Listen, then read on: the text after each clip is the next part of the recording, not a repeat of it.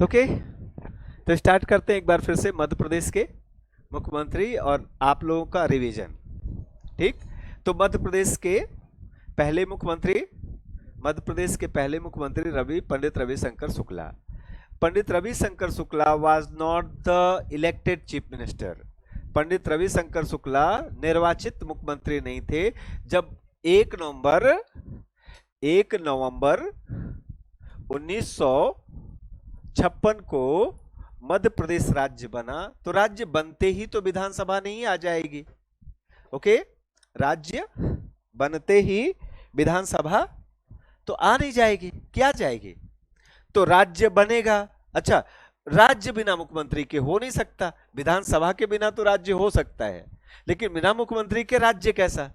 तो अब नौबत ये आ गई कि 1 नवंबर 1956 को जब मध्य प्रदेश राज्य आया अस्तित्व में, ओके, जब एमपी बना, तो सबसे पहली दिक्कत क्या आ गई कि अब इस प्रदेश का मुख्यमंत्री कौन होगा, इस स्टेट का चीफ मिनिस्टर कौन होगा। तो यह देखा गया कि मध्य प्रदेश राज्य बन किन काउंटर पार्ट से रहा है, यानी मध्य प्रदेश राज्य जो है वो किन किन भागों से बन रहा है। तो एज यू नो कि मध्य प्रदेश राज्य 4 काउंटर पार्ट से यानी 4 हिस्सों से मिलकर बना था। पहला हिस्सा था सीपी एंड बरार, दूसरा हिस्सा था मध्य भारत, तीसरा हिस्सा था विंध्य प्रदेश,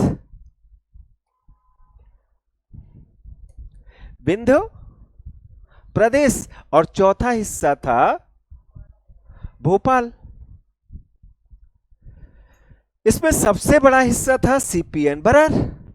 तो सर्वसम्मति से यह डिसाइड कर लिया गया कि सीपीएन बरार का जो मुख्यमंत्री है वही मुख्यमंत्री मध्य प्रदेश, नवगठित मध्य प्रदेश का मुख्यमंत्री बना दिया जाएगा। और सीपीएन बरार के मुख्यमंत्री थे कौन?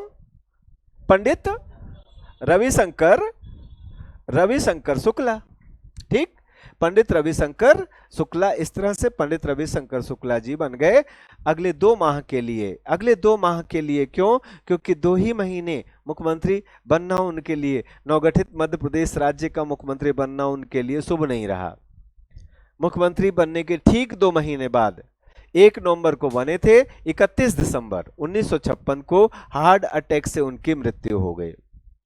ठीक, अब इसके बाद मध्य प्रदेश के दूसरे मुख्यमंत्री आए।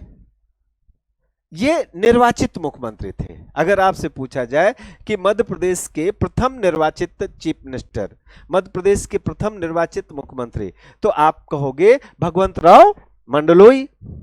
ठीक, भगवंत राव मंडलोई जी खंडवा के रहने वाले थे और बहुत सीधे साधे व्यक्ति थे। ओके, उस समय मध्य प्रदेश में इनकी भूमिका वही थी। मध्य प्रदेश में इनकी भूमिका वही थी जो आज दिल्ली में आतिशी की पटाखा, आतिशी मार लेना, है ना, जो आज स्थिति आतिशी मार लेना की है। क्या कि जब कहो तब बैठ जाएंगे और जब कहो तब खाली कर देंगे। तो इस मामले में भगवंत राव मंडलोई पर विश्वास था कांग्रेस हाईकमान को, क्या कि इन्हें जितने दिन के लिए कहोगे उतने दिन बाद ये हट जाएंगे, वरना मुख्यमंत्री की कुर्सी, प्रधानमंत्री की कुर्सी में एक नेचुरल मैग्नेट लगा होता है। ठीक, ओके, वो मैग्नेट जो होता है, नेचुरल मैग्नेट, वो मैग्नेट हमारे पिछवाड़े के साथ बहुत स्ट्रांगली अटैच होता है कि एक बार जो बैठा, फेविक्विक से भी तगड़ा जोड़ होता है, वो फिर उतरने के लिए तमाम नाटक करता है। लेकिन भगवंत राव मंडलोई और जैसा कि अभी तक ज्ञात है आतिशी मार लेना, ये 2 उस मतलब दूसरे प्लेनेट के प्राणी हैं। इनके ऊपर वो मैग्नेट काम नहीं करता। जिस दिन हटाना चाहो उस दिन ये हट जाए। यही भगवंतराव मंडलोई की सबसे अच्छी विशेषता थी। इसीलिए भगवंतराव मंडलोई 2-2 बार मुख्यमंत्री बने, एक नहीं। ऐसे भी लोग को उनके बेहतरीन गुणों का, उनके यूनिक गुणों का रिवॉर्ड मिलता है। तो मध्य प्रदेश के 2 बार के मुख्यमंत्री रहे भगवंतराव मंडलोई। तो पहले पंडित रविशंकर शुक्ला, दूसरे भगवंतराव मंडलोई, अगले 2 महीने के लिए, ओके, अप्रैल तक, जनवरी से लेकर अप्रैल तक भगवंतराव मंडलोई मध्य प्रदेश के मुख्यमंत्री बने रहे। क्लियर है, हाँ कि नहीं? तो भैया ये बन तो गए मंडलोई जी। इस बीच में क्या हुआ, इस 2 महीने में क्या हुआ, नए मुख्यमंत्री की खोजाई शुरू हुई। और नए मुख्यमंत्री के रूप में खोजा गया पंडित जवाहरलाल नेहरू जी के एक बहुत खास मित्र थे, कैलाश नाथ काटजू, KN काटजू। इनके पापा का नाम था त्रिभुवन नाथ काटजू, TN काटजू।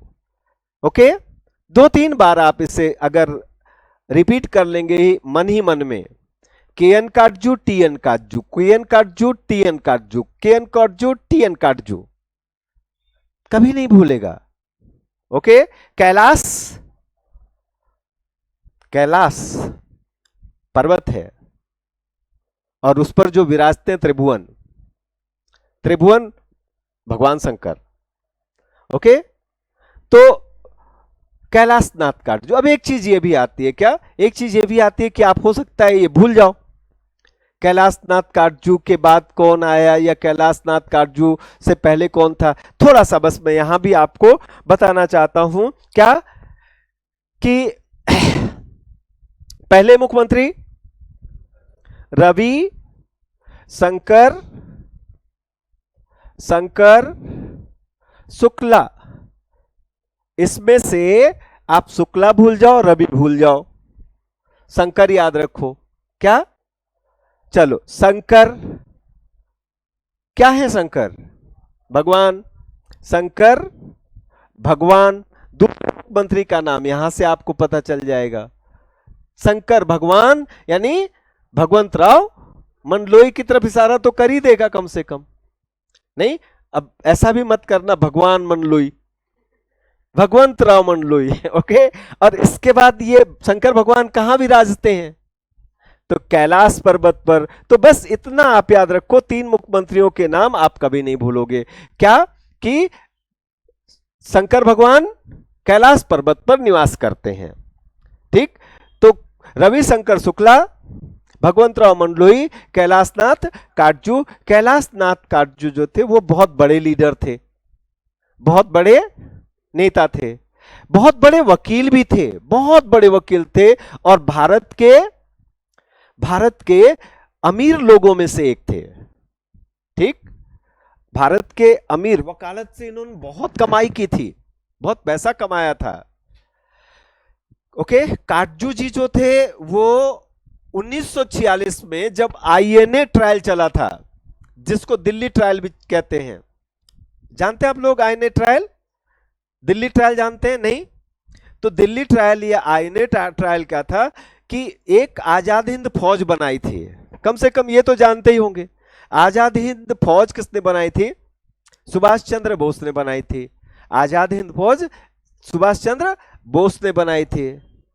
हाँ हाँ, रास बिहारी बोस, और रास बिहारी बोस ने वैसे खड़ा किया था, लेकिन बाद में हेड सुभाष चंद्र बोस बन गए थे, इसके कैप्टन हेड बन गए थे। तो उस आजाद हिंद फौज ने बनाई गई थी सिंगापुर में, वहां से सिंगापुर से ये आजाद हिंद फौज म्यांमार होते हुए ये फौज भारत आई थी, और भारत के नॉर्थ ईस्ट पर इसने अटैक किया था, आक्रमण किया था। और नॉर्थ ईस्ट के कई इलाकों से, मेघालय, त्रिपुरा, नागालैंड के कई क्षेत्रों से उन्होंने अंग्रेजों को खदेड़ कर दिया था, अंग्रेजों को खाली करा दिया था। ओके, लेकिन थोड़े ही दिन में परिस्थितियां बिगड़ गई। परिस्थितियां क्या बिगड़ गई? परिस्थितियां बिगड़ गई 6 और 9 अगस्त 1945 को अमेरिका ने नागासाकी और हिरोशिमा पर एटम बम गिराया। ओके, ये एटम बम गिरते ही, ये एटम बम गिरने के बाद ही द्वितीय विश्व युद्ध की स्थिति पासा पलट गया। ओके, जो जर्मनी, जापान और इटली की तिकड़ी थी, वो तिकड़ी कमजोर पड़ गई। और इसमें सुभाष चंद्र बोस जी जो थे ना, उनकी आजाद हिंद फौज को पूरा सपोर्ट जापान से मिल रहा था। जापान की स्थिति द्वितीय विश्व युद्ध में खराब होते ही, जापान द्वितीय विश्व युद्ध में बर्बाद होते ही उसका सीधा इंपैक्ट पड़ा आजाद हिंद फौज पर। आजाद हिंद फौज को सपोर्ट मिलना जापान से बंद हो गया, आर्म्स का सपोर्ट मिलना बंद हो गया, रसद, खाना पीना आना बंद हो गया, व्हीकल्स का सपोर्ट मिलना बंद हो गया। आजाद हिंद फौज कमजोर पड़ गई। आजाद हिंद फौज कमजोर पड़ गई तो आजाद हिंद फौज के सिपाहियों को ब्रिटिश सैनिकों के सामने सरेंडर करना पड़ा। अब जब ब्रिटिश सैनिकों के सामने उन्होंने सरेंडर किया तो उनके जो कैप्टन्स थे, फौज के अलग अलग ब्रिगेड के कैप्टन्स थे, उन कैप्टन्स पर मुकदमा चला। मुकदमा चला किस चीज का? मुकदमा चला राष्ट्रद्रोह का। और आप जानते हैं मुकदमा किस कोर्ट में चला? मुकदमा चला सेना की कोर्ट में, कोर्ट मार्शल। क्या चला? क्यों कोर्ट मार्शल क्यों हुआ? क्योंकि ये जो सैनिक थे, ये जो कमांडर्स थे, जितने भी, ये पहले ब्रिटिश आर्मी के जवान थे। तो अब आपका अगला प्रश्न होगा कि ब्रिटिश आर्मी के जवान, ब्रिटिश आर्मी के ये जवान, ये सिपाही, क्या ब्रिटिश आर्मी छोड़ के भाग गए थे आजाद हिंद फौज में शामिल होने के लिए? ओके, तो जवाब होगा नहीं। ओके, अब फिर हम वहां पहुंच जाते हैं रास बिहारी बोस जी पर। रास बिहारी बोस के ऊपर मुकदमा चला था। रास बिहारी बोस जी के ऊपर क्या चला था? मुकदमा चला था 1912 में, 1912 में। ओके, समझे? ओके, तो रास बिहारी बोस जी के ऊपर 1912 में मुकदमा चला बम फेंकने का, बम बनाने का।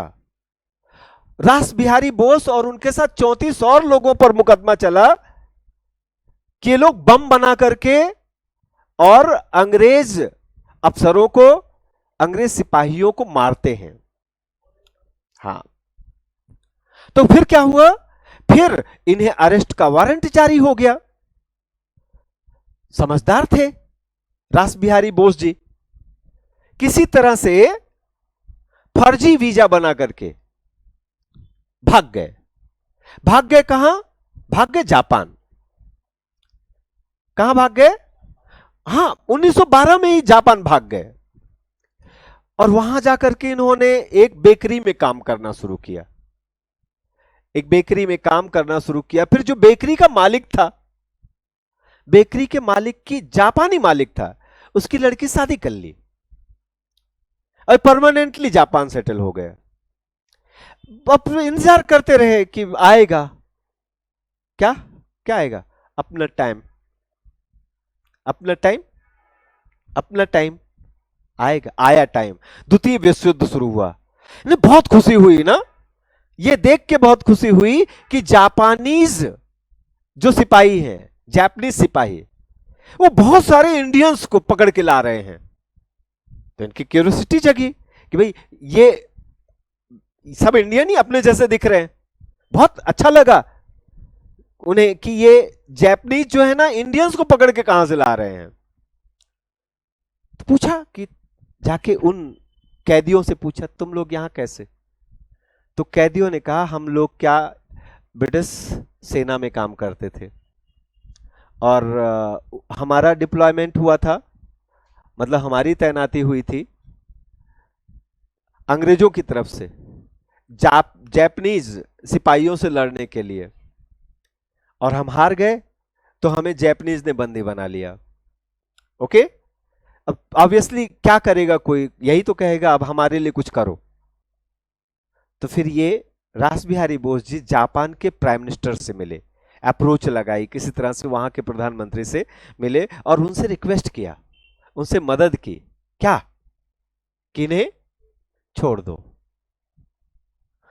तो जापानीज प्राइम मिनिस्टर ने क्या कहा कि ठीक है, इनोसेंट है बेचारे, मुझे समझ में आ रहा है इनकी कोई गलती नहीं है, तो नौकरी चाकरी करने के चक्कर में आ गए थे, इनकी क्या गलती है। हाँ भाई, ये हमारे दुश्मन थोड़ी हैं, हमारे दुश्मन तो अंग्रेज हैं, इनसे हमारी क्या दुश्मनी इंडियन से, छोड़ दूंगा। लेकिन एक बात बताओ, तुम क्या करोगे इनका, इतने हजारों की संख्या में है ये, 20,000 लोग हैं जो हमारे यहां कैदी बनाए गए हैं। अगर मैं छोड़ दूं तो इन्हें कैसे खिलाओगे पिलाओगे, और छोड़ दूंगा तो ये फिर जाएंगे कहां, भारत भाग के अपने देश, अपने देश जाएंगे तो ये गिरफ्तार कर लिए जाएंगे, अरेस्ट कर लिए जाएंगे। तो तुम बताओ भैया तुम क्या करोगे इनका। तो उन्होंने कहा मैं फौज बनाऊंगा, इनकी फौज बनाऊंगा। अब ये सुन के तो जापानीज जो प्राइम मिनिस्टर था खुश हो गया, फिर फौज का क्या करोगे। तो जापानीज प्राइम मिनिस्टर से क्या कहा उन्होंने कि वही, मैं भी वही करूंगा जो आप कर रहे हो। क्या, अंग्रेजों की ऐसी की तैसी।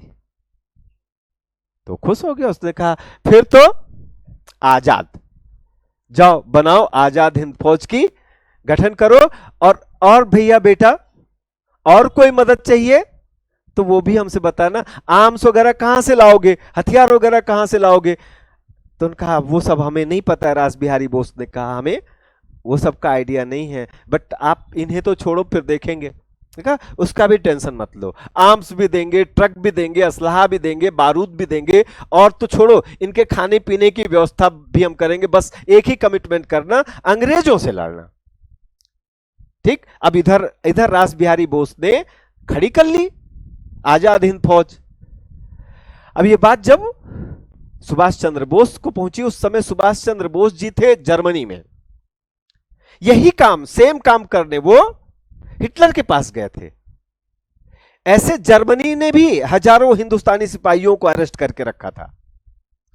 ओके, क्योंकि हमारे हिंदुस्तान की सेना यानी ब्रिटिश सेना किससे लड़ रही थी, हमारी ब्रिटिश सेना जापान से लड़ रही थी, हमारी ब्रिटिश सेना मतलब ब्रिटिश सेना के हमारे सिपाही जापान से लड़ रहे थे, हमारे सिपाही लड़ रहे थे जर्मनी से, हमारे सिपाही लड़ रहे थे इटली से। यही तो तीन धुरी थी, इटली, जर्मनी, जापान। तो यही विजन लेकर के जो रास बिहारी बोस ने किया, यही काम करने भारत से भाग के गए थे सुभाष चंद्र बोस। अफगानिस्तान, रसिया होते हुए बर्लिन पहुंचे थे, बहुत प्रयास करके। भाई सुभाष चंद्र बोस भी कोई छोटी मोटी शख्सियत नहीं थे, बहुत प्रयास करके, बहुत प्रयास के बाद तब हिटलर राजी हुआ मिलने को। हिटलर से उन्होंने अपना ऑफर रखा कि हमें सिपाही चाहिए, ये समझाने की कोशिश की कि ये इनोसेंट है, इनकी कोई गलती नहीं है, रोजी रोटी के चक्कर में इन्होंने सेना ज्वाइन कर ली थी, इनका इंटेंशन आपके खिलाफ लड़ना तो बिल्कुल नहीं। हमारी इंडियंस की आपसे क्या दुश्मनी हो सकती है हिटलर जी, आप भी स्वास्तिक वाले, हम भी स्वास्तिक वाले, आप भी आर्यों की औलाद, हम भी आर्यों की औलाद, कहीं ना कहीं आप और हमारा खून एक ही है, प्लीज छोड़ दीजिए इन्हें। ओके, लेकिन वो तो दुष्ट था, वो जापान के राजा जैसा, जापान के प्राइम मिनिस्टर जैसा नहीं था, अकिहितो जैसा। No no no no chance, ये हमारे अगेंस्ट लड़े, इन्हें सजा मिलेगी। दुष्ट था हिटलर, नहीं छोड़ा, बेचारे निराश हो गए। फिर एक फरमाइश रखी, अच्छा चल छोड़ो, नहीं छोड़ रहे हो मत छोड़ो, एक हुजूर आला एक छोटी सी रिक्वेस्ट मेरी मान लो। तो हिटलर ने कहा क्या। तो सुभाष चंद्र बोस ने बताया कि मैं 2.5 साल से भाग रहा हूं और हमारे भारत का मैं बहुत बड़ा लीडर हूं, इंडिया का बहुत बड़ा नेता हूं। इंडिया में अफवाह फैल गई है कि सुभाष चंद्र बोस मर गए, सुभाष चंद्र बोस अब जिंदा ही नहीं है। तो मुझे बस एक मौका दे दो ना, अपने रेडियो चैनल से, बर्लिन रेडियो से एक मौका दे दो मुझे अनाउंस करने का। बर्लिन रेडियो का ब्रॉडकास्टिंग पूरी दुनिया में होता था, जिसके पास भी रेडियो है भोपाल में ना, वो भी सुनेगा जब बर्लिन से बोलेंगे सुभाष चंद्र बोस। तो बर्लिन से हिटलर ने कहा ये जा, ये दिया परमिशन, ठीक, बोला अपने एडमिनिस्ट्रेटर से कि भाई अरेंज करा दो इनका आधा घंटे का स्पीच अरेंज करा दो, बर्लिन रेडियो से ये संबोधित करेंगे इंडियंस को। तो सुभाष चंद्र बोस ने वहां बर्लिन से भारतीयों को संबोधित किया। कुल मिला के इतना ही बताया कि टाइगर अभी जिंदा है, ओके, अभी मरा नहीं है भाई, अभी जिंदा है और बहुत बड़ी प्लानिंग कर रहा है, देखना जल्द ही रिजल्ट आएगा। वहां से फिर लापता हो गए, वहां से फिर लापता हो गए और एक मालवाहक जहाज में जो कोयला लेके आ रहा था ना, उस मालवाहक जहाज में चेहरे पर कोयला वाला पोत के, ओके, कोयला ढोने वाला मजदूर बन के जहाज में बैठे और जहाज चल पड़ा जर्मनी से यूरोप होते हुए, अफ्रीका क्रॉस करते हुए, इंडिया के नीचे से गुजरते हुए, इंडिया को सलाम करते हुए पहुंचे सिंगापुर सुभाष चंद्र बोस। क्योंकि उन्हें खबर मिल चुकी थी कि जो प्लानिंग के साथ में यहां आया था वो प्लान वहां एग्जीक्यूट हो चुका है। आए यहां रास बिहारी बोस से मिले।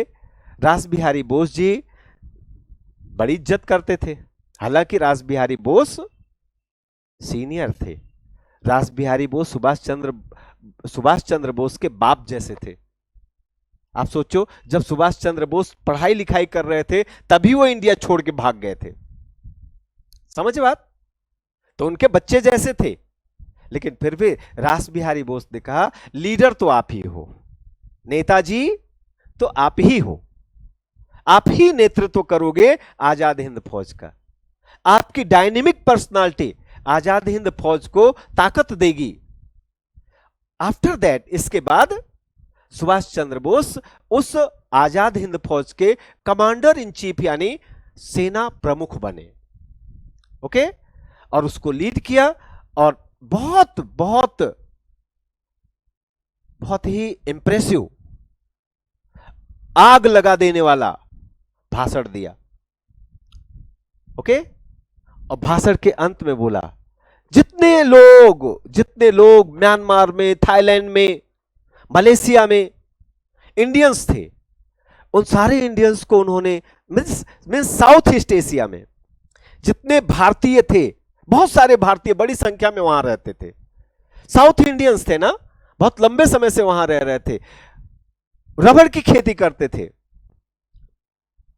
उनको एड्रेस किया, उनको संबोधित किया और बोला इंडियंस, भारतीयों कान खोलकर सुन लो, ओके, अपना रिश्ता लेन देन का है, ओके, तुम्हें क्या चाहिए। तो यहां एक भाई था कन्हैया कुमार, उसने कहा आजादी। तुम्हें क्या चाहिए, आजादी। उनका दूंगा, तुम मुझे खून दो, मैं तुम्हें आजादी दूंगा, ओके। और इसके बाद दिल्ली मार्च, क्या, दिल्ली चलो, दिल्ली मार्च, ये सीख के आए थे, दिल्ली मार्च ये बर्लिन से सीख के आए थे ना। ऐसा ही मार्च, ऐतिहासिक मार्च निकाला था हिटलर ने, बर्लिन मार्च, बर्लिन चलो, बर्लिन घेरो। वैसे ही ये सुभाष चंद्र बोस जी ने कहा दिल्ली मार्च, दिल्ली चलो। और फिर आजाद हिंद फौज दिल्ली की तरफ रवाना हो गई। पैदल सिपाही चल पड़े, ट्रकों में सामान भरा था, जापान के ट्रक थे, जापान का असलहा था, जापान का बारूद था, इंडियन सिपाही थे, okay. Planning, strategy Subhash Chandra Bose की। ना केवल पुरुष सैनिकों को भर्ती किया था, उनकी आजाद हिंद फौज में महिला ब्रिगेड भी थी। जो महिलाएं सेना में शामिल होना चाहती थी ना, महिलाओं को भी उन्होंने सेना में जगह दी थी। रानी झांसी ब्रिगेड बनाया था, नेहरू ब्रिगेड बनाया, गांधी ब्रिगेड बनाया, ओके, आजाद ब्रिगेड बनाया। इस तरह चल पड़े सिपाहियों के साथ, ओके, गाते हुए गाना, क्या, कदम कदम बढ़ाए जा, खुशी के गीत गाए जा, ये जिंदगी है मौज की, तू मौज तो लुटाए जा। चल पड़े, आ गए, भारत पर अटैक किया। लेकिन आगे की कहानी मैं बता चुका हूं। आगे की कहानी में इस आजाद हिंद फौज को सरेंडर करना पड़ा। इसके 3 बड़े कैप्टन अरेस्ट किए गए, ओके। और इन 3 कैप्टन, इन 3 कप्तानों पर मुकदमा चला, कोर्ट मार्शल, दिल्ली के लाल किले में। लाल किला हेडक्वार्टर फौज का, वहां पर अफसर बैठे और वहां पर मुकदमा चला, ओके, समझे। इसमें एक थे जिनका नाम था गुरबख्श सिंह, ओके। एक एक का नाम था शाहनवाज खान, और एक का नाम था, एक गुरबख्श सिंह ढिल्लो, एक शाहनवाज खान, एक एक थे एक थे प्रेम सहगल, ओके, प्रेम सहगल। कौन 3 गुरबख्श सिंह ढिल्लो, शाहनवाज खान, गुरबख्श सिंह ढिल्लो। ढिल्लो समझते हैं, ढिल्लो, ढिल्लो मतलब केरला वाले। ढिल्लो मतलब कौन? ढिल्लो मतलब सरदार जी, एक सरदार जी थे, सिख थे, ओके। सहगल हिंदू, और शाहनवाज खान मुसलमान। एक हिंदू, एक मुसलमान, एक सिख, बस एक की कमी थी, नहीं तो हो जाता गाना पूरा, हिंदू मुस्लिम सिख ईसाई हम सब हैं भाई भाई, है ना। तो एक हिंदू, एक मुसलमान, एक सिख, ये 3 लोग सामने बैठे, इनके ऊपर मुकदमा चला। ये देश की आन बान शान का मुद्दा था। अब ये था कि इनकी तरफ से मुकदमा कौन लड़ेगा, कौन कोर्ट में यह साबित करेगा कि ये निर्दोष हैं। तो ये भारत के नेताओं के लिए, उस समय के 1946 की बात कर रहा हूं, ओके, आजादी बहुत करीब है। अब हमारे लिए आजादी तो लगभग तय हो चुकी थी कि आज नहीं कल आजाद हो जाएंगे। उससे बड़ा मुद्दा था ये राष्ट्रीय स्वाभिमान का मुद्दा, कि इन तीनों को फांसी नहीं होनी चाहिए, ओके। तो एक पैनल बनाया गया वकीलों का, भारत के बड़े बड़े नामी गिरामी वकील, स्वयं पंडित जवाहरलाल नेहरू, भूला भाई देसाई, ओके, के.एन. काटजू जैसे वकील ने इन तीनों का मुकदमा लड़ा, और अल्टीमेटली मुकदमा जीते। इन्हें नॉमिनल सजा हुई, इन तीनों को नाम मात्र की सजा हुई। बाद में हमारा देश आजाद हो गया तो उन्हें रिहाई से भी मुक्त कर दिया गया, सजा से, जेल से भी मुक्त कर दिया गया।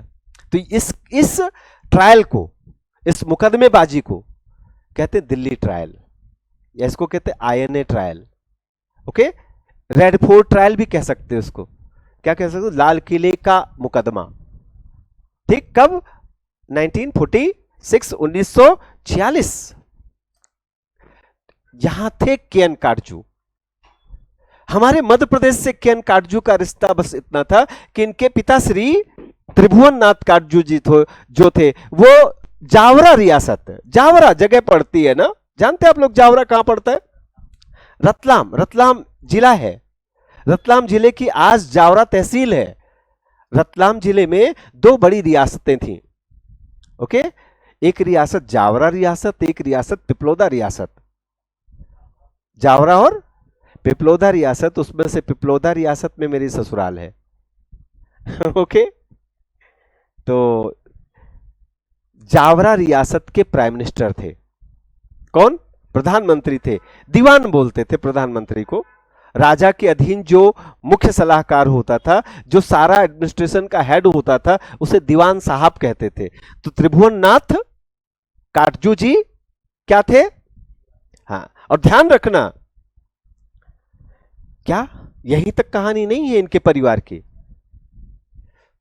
वकालत तो इनके खून में था, और इस कदर था कि इनके पौत्र यानी कैलाश नाथ काटजू जी के बेटे के बेटे मार्कंडे काटजू, क्या मार्कंडेय नाथ काटजू, ये हमारे सुप्रीम कोर्ट के जज हुए, बहुत popular justice, justice Katju, Markandey Katju, हमेशा अपने जजमेंट्स के लिए, हमेशा अपने डिसीजंस के लिए चर्चा में रहे मार्कंडेय काटजू जी।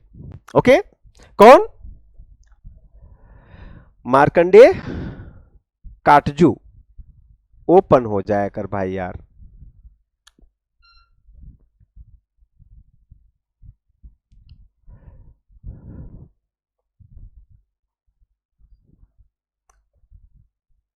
मार जस्टिस लिख देता हूं ना इज्जत के साथ, जस्टिस मार्कंडेय, मार्कंडेय आ जाना चाहिए, मार्कंडेय काटजू, ये हैं जस्टिस मार्कंडेय काटजू जी। इधर इधर डिलीट मार देता हूं और इधर फिर एंटर कर देता हूं, तो अब आ जाएंगे ये भाई साहब। देखिए ये है जस्टिस मार्कंडेय काटजू जी, इनके बारे में थोड़ा सा पढ़ लेते हैं। जैसे Markandey Katju is an Indian jurist and former judge of Supreme Court of India who served as a chairman for Press Council of India from 2011 to 2014. He is the son of politician Shivanath Katju and grandson of Kailash Nath Katju. ये कैलाश नाथ काटजू के पोते। Okay, Markandeya Katju जी, ठीक है, इनके parents Shivanath Katju जी, ठीक। Okay,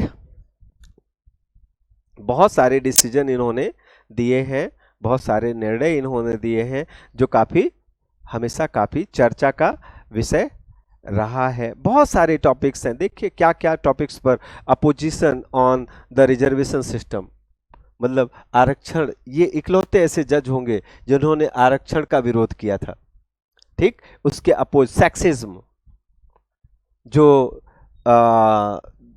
okay, इसके बाद confrontation with Indian parliament, बहुत सारे इनके डिसीजंस हैं सॉरी मार्कंडेय काटजू जी के।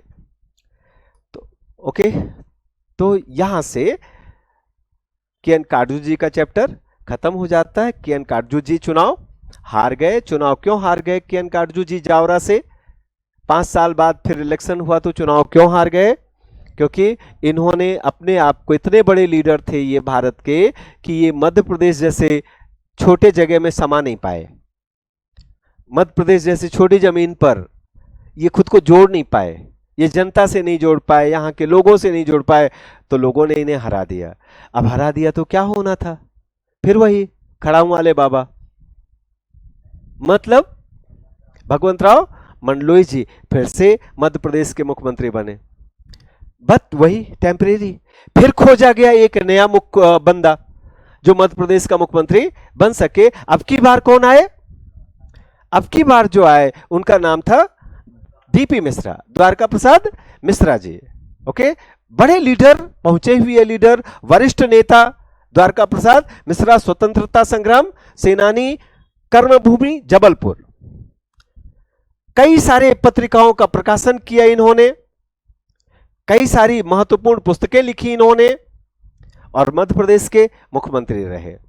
ओके, डीपी मिश्रा जी के बेटे ब्रजेश मिश्रा जी भारत के पहले नेशनल सिक्योरिटी एडवाइजर, ओके, और प्राइम मिनिस्टर ऑफिस के प्रिंसिपल सेक्रेटरी रहे। ओके, और अटल बिहारी वाजपेयी जी के बहुत करीबी और अटल बिहारी वाजपेयी जी के बहुत खास, और आईएफएस ऑफिसर थे, इंडियन फॉरेन सर्विसेज के ऑफिसर थे। कई देशों में भारत की तरफ से राजदूत का काम कर चुके थे, जिनमें सबसे महत्वपूर्ण देश था रसिया। रूस में आप भारत के राजदूत के तौर पर काम कर चुके थे। कौन? डीपी मिश्रा नहीं, हाँ, डीपी मिश्रा के बेटे ब्रजेश मिश्रा जी, ठीक। तो डीपी मिश्रा जी को मध्य प्रदेश की राजनीति का चाणक्य कहा जाता है, क्योंकि इन्होंने लाइफ टाइम, पूरे जीवन भर श्रीमती इंदिरा गांधी का सपोर्ट किया और श्रीमती इंदिरा गांधी के प्रमुख सलाहकारों में से एक थे, ठीक। लेकिन इनके साथ क्या कहानी हुई? इनके साथ क्या स्टोरी हुई कि जैसा मैं आपको बता चुका हूं, क्या हुआ कि डीपी मिश्रा जी को राजे रजवाड़ों से बहुत चिढ़ थी। ठीक, ओके। राजे रजवाड़ों से चिढ़ की वजह क्या थी? राजे रजवाड़ों से चिढ़ की वजह यह थी कि ये स्वतंत्रता संग्राम सेनानी थे। कई बार लाठियां खाई थी इन्होंने 1942 के भारत छोड़ो आंदोलन में। सत्याग्रह किया था इन्होंने गांधी जी के साथ, जेल हुई थी इनको।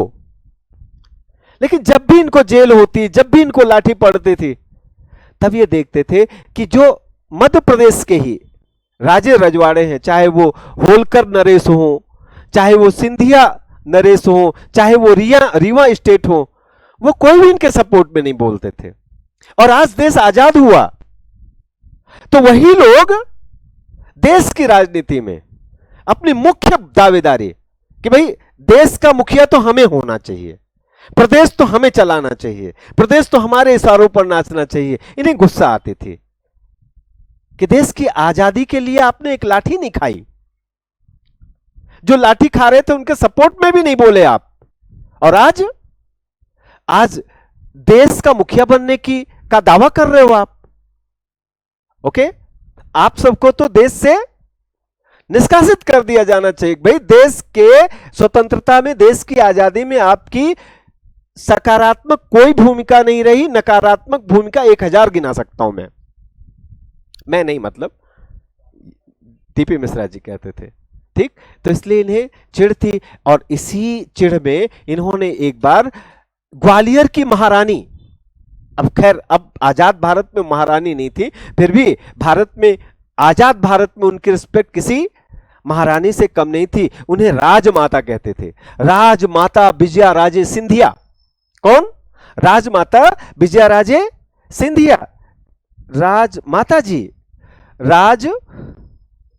राजमाता विजया राजे सिंधिया जी। इन राजमाता विजया राजे सिंधिया जी पॉलिटिक्स में थी।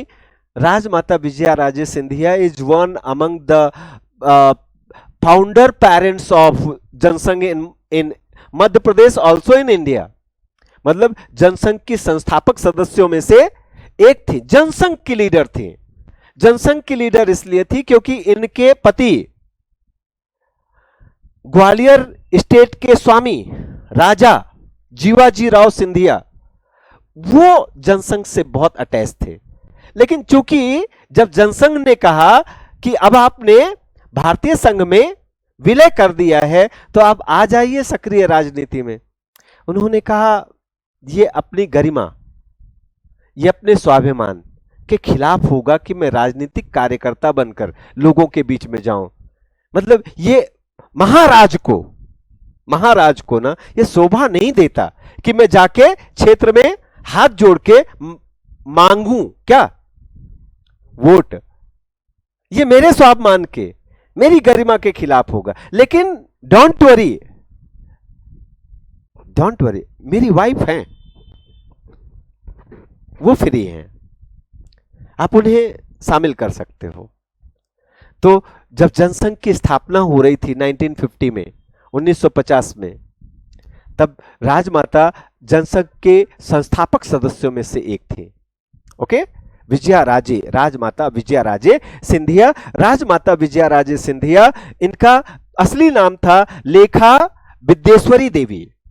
शी वाज बोर्न, मतलब Rajmata ji was born in Sagar district. Vijaya Raje Scindia was born in 1919। जब भारत में गवर्नमेंट ऑफ इंडिया एक्ट 1919 आया था तभी ये पैदा हुई थी विजया राजे सिंधिया, सागर में। और ये eldest child of Thakur Mahendra Singh of Kotla state, Uttar Pradesh के कोटला स्टेट में ये उनके जो ठाकुर महेंद्र सिंह की बेटी थी। ठीक, और इसके बाद क्या हुआ? इसके बाद इनके बच्चों के बारे में थोड़ा सा जान लेते हैं। इनकी जो 4 बेटियां और 1 बेटा, विजया राजे सिंधिया जी की 4 बेटियों में एक बेटी पद्मावती राजे सिंधिया देवबर्मन, ये त्रिपुरा के महाराज से शादी हो गई, चली गई। तो अब त्रिपुरा दूर चली गई नहीं दूर चली गई तो क्या राजनीति करेंगी? अब त्रिपुरा चली गई, त्रिपुरा दूर है तो इनको कैंसिल कर दो। पद्मावती राजे सिंधिया जी। दूसरी उषा राजे सिंधिया जी। उषा राजे सिंधिया हु वेड पशुपति शमशेर शमशेर जंग बहादुर राणा ऑफ राणा डायनेस्टी, नेपालीस, नेपाल में चली गई। इनकी शादी उषा राजे राणा उषा राजे सिंधिया की शादी नेपाल में हो गई। Okay okay, they are the parents of Devyani Rana and Urvashi Rana. इसके बाद बेटे माधवराव सिंधिया, ये कांग्रेस के बहुत बड़े लीडर हुए। माधवराव सिंधिया कांग्रेस के बहुत बड़े लीडर हुए। मध्य प्रदेश से कांग्रेस के बहुत बड़े लीडर, कई बार कैबिनेट मिनिस्टर रहे। बहुत अच्छा स्वभाव था माधवराव सिंधिया जी का, बहुत चार्मिंग पर्सनालिटी थी। चार्मिंग तो खैर पूरा परिवार ही चार्मिंग है। इन माधवराव सिंधिया जी के बेटे हैं ज्योतिरादित्य सिंधिया जी।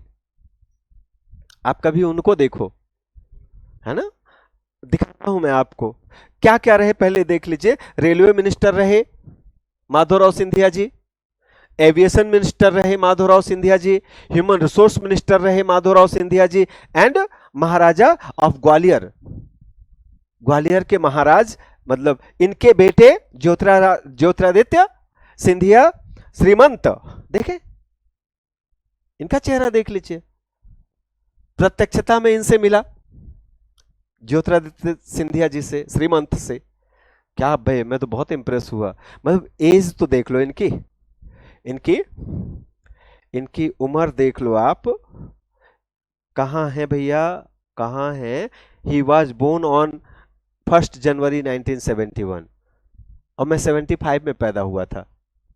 मतलब मेरे से 4 साल बड़े हैं ये, लेकिन लगते अभी मेरे से आधी उम्र के हैं। मतलब ये कूचल कूद के गाड़ी से उतरे, मैं तो शर्मा गया। मैंने कहा ये कौन छोकरा, सॉरी महाराजा है ये, लेकिन मतलब मुझे ऐसा ही लगा ना भाई, बहुत यंग, बहुत डायनेमिक, सचमुच में ग्रेट। ठीक, तो ज्योतिरादित्य सिंधिया जी अभी क्या है? ज्योतिरादित्य सिंधिया जी लोकसभा मेंबर हैं। क्या है? ग्वालियर से लोकसभा सांसद हैं अभी। At current he is Lok Sabha member in BJP party, और यूनियन मिनिस्टर भी हैं। ओके, यूनियन मिनिस्टर भी हैं, और क्या है, कम्युनिकेशन, यानी यूनियन मिनिस्टर ऑफ कम्युनिकेशन, संचार मंत्री हैं, और लोकसभा के मेंबर हैं।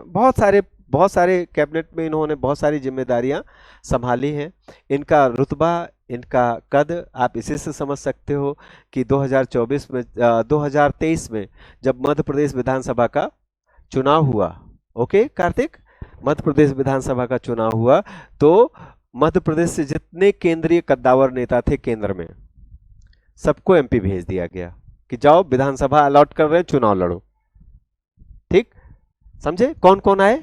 नरेंद्र सिंह तोमर, कैलाश विजयवर्गीय जी आए, ओके, प्रहलाद पटेल जी आए, ओके, कौन पाठक?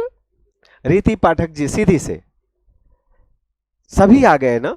जितने केंद्र में बड़े बड़े नेता थे सब आ गए, लेकिन किसी की हिम्मत, इवन मोदी जी की भी हिम्मत इनसे नहीं हुई, तुम भी जाओ विधानसभा चुनाव लड़ो।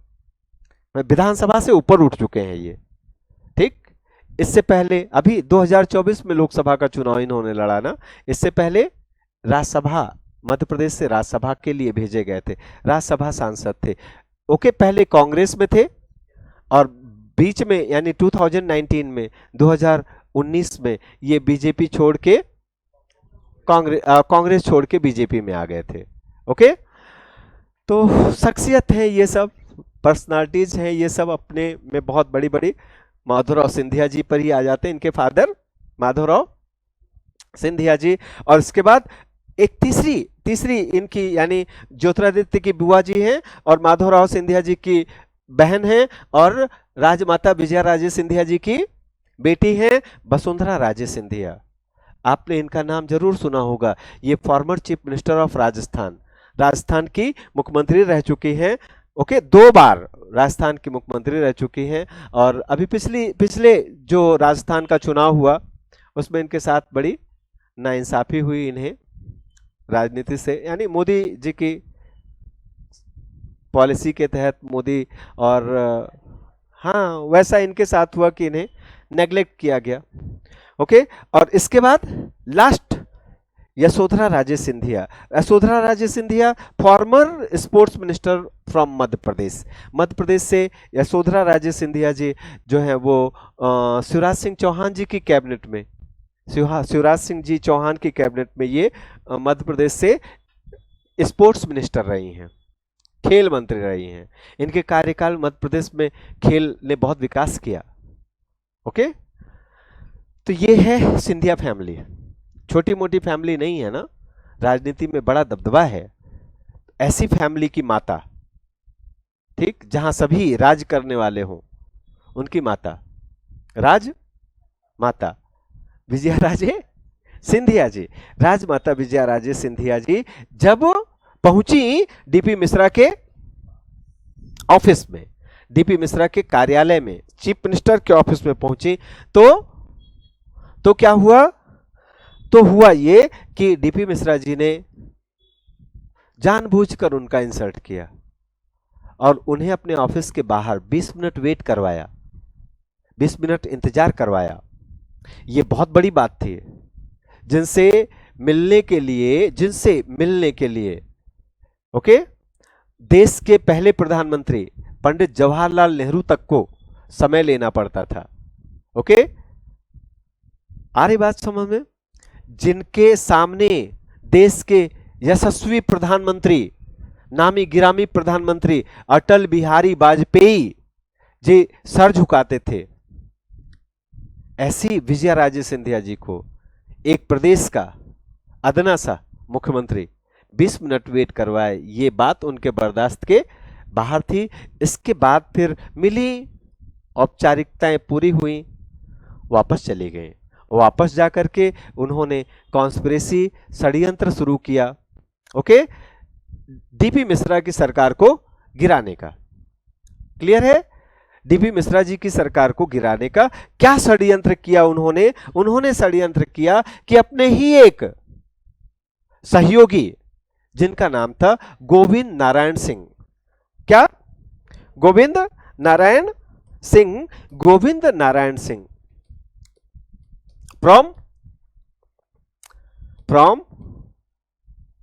रीवा। कहां से? गोविंद नारायण सिंह फ्रॉम रीवा, रीवा से थे। चलो इनके बारे में भी थोड़ा सा सर्च मार लेते हैं ना। गोविंद नारायण सिंह जी के पिताजी जो थे अवधेश प्रताप सिंह, अवधेश प्रताप सिंह जी, अवधेश प्रताप सिंह, महाराजा अवधेश प्रताप सिंह, उनके नाम पर क्या है? यूनिवर्सिटी है, रीवा के विश्वविद्यालय का नाम है गोविंद नारायण सिंह। नहीं आया? गोविंद नारायण सिंह आ गया। गवर्नर ऑफ बिहार नहीं, एमपी आया। मध्य प्रदेश गोविंद नारायण सिंह, यहीं से देख लेते हैं अपन। इनके बेटे अभी भी पॉलिटिक्स में हैं, ध्रुव नारायण सिंह, भोपाल से वो चुनाव लड़ते थे। गोविंद नारायण सिंह भारतीय राजनीतिज्ञ थे। ओके, 1967 से 69 तक, बस डेट ध्यान रखना आप, 67 से 69, फिर से रिपीट कर रहा हूं, 67 से 69 तक, नहीं तो हवा में रह जाएंगे, पता ही नहीं, कहानी हम सुनते चले जाएंगे, हमें पता ही नहीं चलेगा कब कौन आया। ये 67 से 69 का टाइम यही है ना, 67 से 69 का टाइम वही है जब श्रीमती इंदिरा गांधी अपनी पहचान के लिए संघर्ष कर रही थी, अपनी आइडेंटिटी के लिए स्ट्रगल कर रही थी। श्रीमती इंदिरा गांधी 1966 में देश के प्रधानमंत्री बने थे, after the death of Lal Bahadur Shastri. Lal Bahadur Shastri ji के निधन के बाद 1966 ओके, 1966 से 1977, क्या कार्तिक? हाँ, 66 से तक प्राइम मिनिस्टर रही पहली पारी में। ये पहला स्पेल था उनका, पहली पारी थी, पहली पारी खेली उन्होंने 10 कितने 66 से 11 साल, 66 से 77 तक। ओके, इसी बीच में बड़े बड़े कांड हो गए, इमरजेंसी लग गई। फिर दूसरी पारी इन्होंने खेली 80 से 84। ओके, और फिर श्रीमती इंदिरा गांधी जी को भगवान ने बुला लिया कि अब आगे की पारी यहां खेलिए। ओके, तो 31 अक्टूबर 31 अक्टूबर 1984 को श्रीमती इंदिरा गांधी की हत्या कर दी गई। उनके ही दो बॉडीगार्ड्स ने, उनके ही दो अंगरक्षकों ने उनके घर में ही यानी प्रधानमंत्री आवास से वो आ रही थी अपने ऑफिस के लिए। ओके, घर से बाहर निकल रही थी, उनकी हैबिट थी। अभी तो जैसे होता है कि हमारे यहाँ क्या होता है, हमारे यहाँ ऐसा होता है कि भाई चीफ मिनिस्टर घर से बाहर निकलता है ना, गेट पर ही गाड़ी खड़ी, घर के गेट पर, मतलब घर का दरवाजा खुलता है, चीफ प्राइम मिनिस्टर वहीं गाड़ी में बैठ जाता है। लेकिन उनकी हैबिट थी, लगभग 500 मीटर पैदल चलते थे और पैदल चल के वो अपने गेट से सड़क पर आती थी, मेन रोड पर, वहां गाड़ियां खड़ी रहती थी पीएम की, वहां से उन्हें जाना था पीएम ऑफिस। जैसे ही वो अपने गेट की ओर बढ़ रही थी, उनके दो बॉडीगार्ड्स थे, गेट पर तैनात थे। ओके, एक दो गोली नहीं, 38 राउंड, 38 राउंड, यानी 38 गोलियां दागी उस महिला के ऊपर, कि मतलब बचने का कोई चांस रह ही ना जाए। चली गई बेचारी। तो मेरा अभी का इनसे मतलब यह है, आप ध्यान रखना 66 से 77, इसी बीच में 66 से 69, 66 से 69 वो मतलब हाँ उन्होंने पहचान बनाई, और 70 से लेकर और 77 तक उन्होंने एक बेस्ट प्लेयर की तरह भारतीय राजनीति में अच्छा खेल खेला, अच्छी पारी निभाई। ओके, और ऐसी बड़ी लीडर बनी कि इंडिया और इंदिरा एक दूसरे का पर्याय बन गए। इंडिया स्लोगन बन गया क्या, India is and Indira is India, India is Indira and Indira, मतलब भारत की पहचान बन गई। वो महिला जो अपनी पहचान के लिए तरस रही थी, वो भारत की पहचान बन गई। लोग कहने लगे कौन सा भारत, इंदिरा वाला। समझे, आज तक ऐसा कोई प्राइम मिनिस्टर नहीं हुआ है। मेरी आप सबसे दरखास्त है, ओके, कि कंगना रनौत ने इस पर एक मूवी बनाई है। मूवी का नाम है इमरजेंसी। आज नहीं कल वो मूवी रिलीज होगी, बनकर तैयार है। अब तक रिलीज हो जानी चाहिए थी, लेकिन कुछ कारणों से विवाद में फंस गई और सेंसर बोर्ड ने हाँ इसी को अच्छा बढ़ गई क्या, अब आई डोंट नो, मुझे अभी क्या करंट स्टेटस है, बट होगी ही रिलीज, आज नहीं कल रिलीज होगी ही। ठीक, तो रिलीज होगी, ज्यादा से ज्यादा कब तक नहीं रिलीज होगी बताओ मैं, जब तक कि हरियाणा के चुनाव नहीं हो जाते। हरियाणा का चुनाव हो गया, इसके बाद रिलीज हो जाएगी। ओके, तो कंगना रनौत जी की मूवी है, उसमें कंगना रनौत जी ने इंदिरा गांधी का रोल प्ले किया है। बहुत अच्छी मूवी है, आप लोग जब भी आए ये फिल्म देखना, तो भारतीय राजनीति और भारतीय इतिहास की एक विजुअल समझ आप में डेवलप होगी। इंदिरा गांधी से भारत के बहुत सारे किस्से जुड़े हुए हैं, वो आपको चलचित्र के माध्यम से समझ में आएगा। ओके, तो श्रीमती इंदिरा गांधी जी ने पहली पारी, मतलब पहला, जब ठीक है, जब 1967 में वो प्राइम मिनिस्टर बनी, उस समय जो लोकसभा थी, लोकसभा का चुनाव 2 साल पहले हो चुका था। ओके, मतलब मैं 2 साल क्या 65 में इलेक्शन हो गया था, तो इसके बाद फिर वो 66 में प्राइम मिनिस्टर बने। 69 में उन्होंने अपनी सिफारिश से लोकसभा भंग करवा दी, और लोकसभा का कार्यकाल 5 साल पूरा होने से पहले उन्होंने चुनाव करवा लिया। और इसके बाद 69 में, मतलब 70 में वो अपने दम पर, अपनी छवि के दम पर वो प्राइम मिनिस्टर बने। इस बीच में कभी सुनाऊंगा मैं, बहुत सारी कहानियां हैं उनके इस आइडेंटिटी के पीछे, मतलब उन्होंने जो स्ट्रगल किया इसके पीछे एक लंबी चौड़ी स्टोरी है। कभी और, अभी नहीं फंसते, अभी तो बस इतना याद रखना है कि गोविंद नारायण सिंह जी यानी फादर ऑफ, हाँ फादर ऑफ, है ना क्या, हाँ वैसे एक बात तो फादर ऑफ बोलते नहीं है, नहीं हाँ मतलब सन ऑफ भी नहीं, फादर्स, ध्रुव नारायण सिंह फादर्स, ये ऐसा बोलते हैं अंग्रेजी में ना। अब चल जाता है अपना, फादर ऑफ, आदरणीय ध्रुव नारायण सिंह जी के फादर। ओके, गोविंद नारायण सिंह जी का जन्म एक राजपूत परिवार में हुआ था। उनके पिता अवधेश प्रताप सिंह विंध्य प्रदेश के पहले मुख्यमंत्री थे। ध्यान रखना, विंध्य प्रदेश के फर्स्ट चीफ मिनिस्टर थे अवधेश प्रताप सिंह, और माता महाराज कुमारी थी। उन्होंने बनारस हिंदू विश्वविद्यालय से पीएचडी साहित्य में उन्होंने पीएचडी की उपाधि प्राप्त की थी। और यह ध्यान रखना, रामपुर बघेलन उनका विधानसभा क्षेत्र था। रामपुर बघेलन, बघेलन रियासत के राजा थे। रामपुर बघेलन निर्वाचन क्षेत्र से वो विंध्य प्रदेश की विधानसभा के लिए, और बाद में 1957 और 1962 में वो कांग्रेस की टिकट पर मध्य प्रदेश विधानसभा के लिए चुने गए। ओके, 27 मई 1963 से गृह मामलों के उपमंत्री और लोक निर्माण विभाग के उपमंत्री रहे।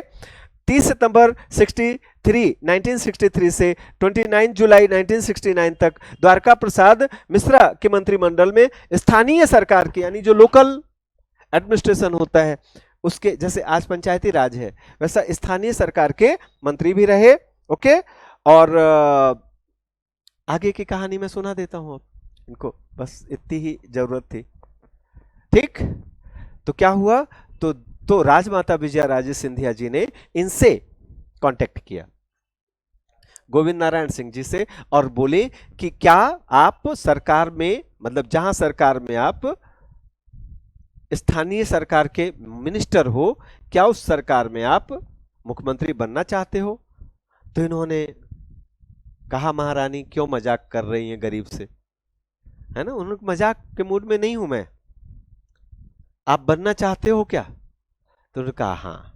ओके, तो उन्होंने कहा बस इसके लिए आपको क्या करना पड़ेगा कि कुछ अपनी पार्टी यानी कांग्रेस पार्टी कुछ विधायकों को तोड़ना पड़ेगा। इनके लिए बड़ा आसान था, क्योंकि विधायकों में एक गुट चलता था, राजे रजवाड़ों का गुट। ओके, और एक गुट वो था अपना द्वारका प्रसाद मिश्र के सपोर्ट वाला। तो वो राजे रजवाड़े जो थे मध्य प्रदेश की राजनीति में सक्रिय, गोविंद नारायण सिंह जी की बड़ी इज्जत किया करते थे, क्योंकि गोविंद नारायण सिंह जी वरिष्ठ राजनेता थे, एक अच्छी हैसियत रखते थे, और अल्टीमेटली विंध्य प्रदेश के मुख्यमंत्री के बेटे थे, विंध्य प्रदेश के प्रथम मुख्यमंत्री के, तो हैसियत बहुत बड़ी थी। ओके, तैयार हो गए, बहुत सारे विधायक को तोड़ लिया, और जनसंघ के विधायक के सपोर्ट से इन्होंने मुख्यमंत्री बनाई। यह बनी मध्य प्रदेश की पहली गैर कांग्रेसी सरकार, जिसको हम कहते हैं संविद सरकार। क्या कहते हैं? संविद सरकार ने कब से कब तक, 1967 से लेकर के 1969 तक संविद सरकार ने काम किया। ओके, संविद सरकार ने काम किया। ओके, इसके बाद क्या आया? इसके बाद मध्य प्रदेश राजनीति का सबसे बुरा दौर आया, इनकी सरकार गिर गई। ओके, इसके बाद क्या हुआ? इसके बाद राजा नरेश चंद्र जी थे। राजा नरेश चंद्र जी 13 दिन के लिए मुख्यमंत्री बने। राजा नरेश चंद्र जी कितने दिन के लिए? 13 दिन के लिए मुख्यमंत्री बने। और क्या हुआ कि 13 दिन बाद राजा नरेश चंद्र जी ने, राजा थे, ध्यान रखना, राजा थे, लेकिन कैसे राजा थे? ट्राइबल, मतलब जनजाति समुदाय से बिलोंग करते थे राजा नरेश चंद जी। और नरेश चंद जी बहुत ही बेहद ही ईमानदार व्यक्ति थे।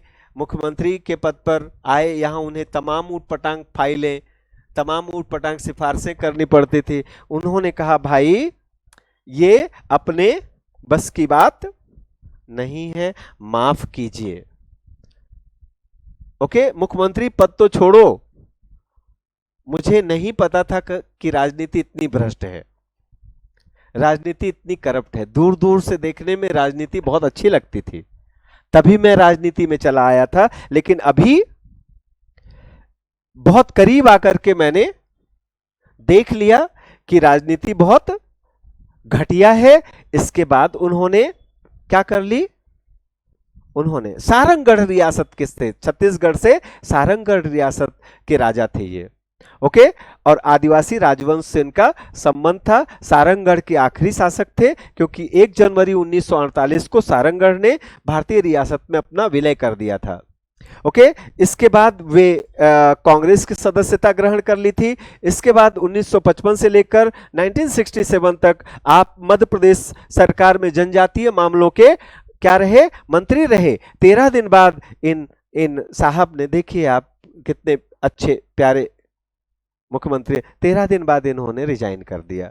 13 दिन बाद इन्होंने क्या कर दिया, क्या कर दिया बेटा, हाँ, जब गोविंद नारायण सिंह संवित सरकार चलाने में सफल नहीं हुए तो इस अवसर का उपयोग करते हुए राजा नरेश चंद सिंह ने अपनी सरकार बनाने का दावा प्रस्तुत किया। उन्होंने संवित सरकार के कुछ विधायकों और कांग्रेस के कुछ विधायकों को अपने साथ जोड़कर राज्यपाल के सामने अपनी सरकार का आवेदन दिया और राज्यपाल ने उससे उन्हें एक्सेप्ट कर लिया। तो 13 मार्च 1969, 13 मार्च 1969 को राजा नरेश चंद सिंह मध्य प्रदेश के मुख्यमंत्री के रूप में इन्होंने शपथ ली। लेकिन 13 दिन बाद ही इन्हें समर्थन देने वाले विधायकों ने अपना समर्थन वापस ले लिया। फिर गोविंद नारायण सिंह जी के पाले में चले गए, जिससे इनकी सरकार 13 महीने में ही गिर गई। ओके, और सरकार गिर गई तो राजा नरेश चंद सिंह जी मध्य प्रदेश के इकलौते ऐसे आदिवासी मुख्यमंत्री माने जाते हैं। अपनी सरकार गिरने से दुखी होकर के इन्होंने ताउम्र राजनीति से संन्यास ले लिया। ओके, और अपनी विधानसभा सीट से इन्होंने अपनी पत्नी ललिता देवी सिंह को विधायक बनाकर विधानसभा पहुंचाया और कहा अब मैं राजनीति कभी नहीं करूंगा, अब मैं चुनाव नहीं लड़ूंगा। अल्टीमेटली राजा थे। ठीक, ओके, इसके बाद क्या हुआ, इसके बाद श्यामाचरण शुक्ल जी आए। श्यामाचरण शुक्ल जी का कार्यकाल रहा 1969, वही 1969, ध्यान रखना आपको, 3 मुख्यमंत्री हो गए, 67 से 69 तक, फिर 69 में ही 13 दिन के लिए, और फिर 69 से लेकर 72 तक, 69 से लेकर और 72 तक श्यामाचरण शुक्ल जी थे। श्यामाचरण शुक्ल जी के बारे में मैं आपको बता चुका हूं। श्यामाचरण शुक्ल जी आदरणीय विद्याचरण शुक्ल जी के भाई थे और रविशंकर शुक्ला जी के बेटे थे, रविशंकर शुक्ला जी के पुत्र थे। और जैसा मैंने आपको पहले भी बताया है कि बहुत, देखिए अगर बड़ा कर दे रहा हूं, कितना प्यारा चेहरा। अब चेहरे तो सभी प्यारे होते हैं, बट अपने अपनी बात होती है। ये बहुत खूबसूरत इंसान थे, बहुत प्यारे और बहुत मधुर इनकी वाणी थी, बहुत प्यारा बोलते थे और अपने अच्छे व्यवहार के कारण ये जाने जाते थे। मिलनसार थे, अच्छे परिवार, यानी भूतपूर्व मुख्यमंत्री के बेटे होते हुए भी, पैदाइशी पॉलिटिशियन होते हुए भी ये लोगों के साथ बहुत प्यार से मिलते जुलते थे। गुरूर, अहम, घमंड नाम की चीज इनके पीछे बिल्कुल नहीं थी। क्या, इनके भाई विद्याचरण सिंह भारत के विदेश मंत्री रह चुके थे और संजय गांधी के करीबी मित्र समझे जाते थे। श्यामाचरण शुक्ल अपने समय के सबसे रूपवान यानी खूबसूरत नेता माने जाते थे, इसलिए इन्हें भारतीय राजनीति का दिलीप कुमार भी कहा जाता है। बीएचयू से बीएचयू से बीटेक की डिग्री हासिल की थी इन्होंने, पढ़े लिखे भी थे। बीएचयू से बीटेक करना आसान नहीं होता है। बीएचयू से बीटेक की डिग्री हासिल करने के बाद वकालत का पेशा अपनाया और इसके बाद पॉलिटिक्स में, इसके बाद राजनीति में आ गए। 1969 में जब राजा नरेश चंद्र सिंह की 13 दिन की सरकार गिर गई तो अगले मुख्यमंत्री के रूप में डीपी मिश्रा के नाम की चर्चा होने लगी। लेकिन डीपी मिश्रा जी पर 1963 में कसलोल में उपचुनाव हुआ था। कसलोल उनकी विधानसभा थी, विधानसभा क्षेत्र था डीपी मिश्रा जी का। वहां से उपचुनाव में धांधली का उन पर आरोप लगा और वो आरोप हाईकोर्ट में सिद्ध हो गया। तो इसके कारण उनका नाम बाहर चला गया, क्योंकि उन पर 6 वर्ष का प्रतिबंध लगा दिया गया डीपी मिश्रा जी पर, वरना दावेदारी डीपी मिश्रा जी की ही थी। ओके, तो डीपी मिश्रा जी जो कि इनके राह का काटा, इनके अंकल ही थे, चाचा जी थे। चाचा जी मतलब समझे, रविशंकर शुक्ला जी के अच्छे दोस्त डीपी मिश्रा जी।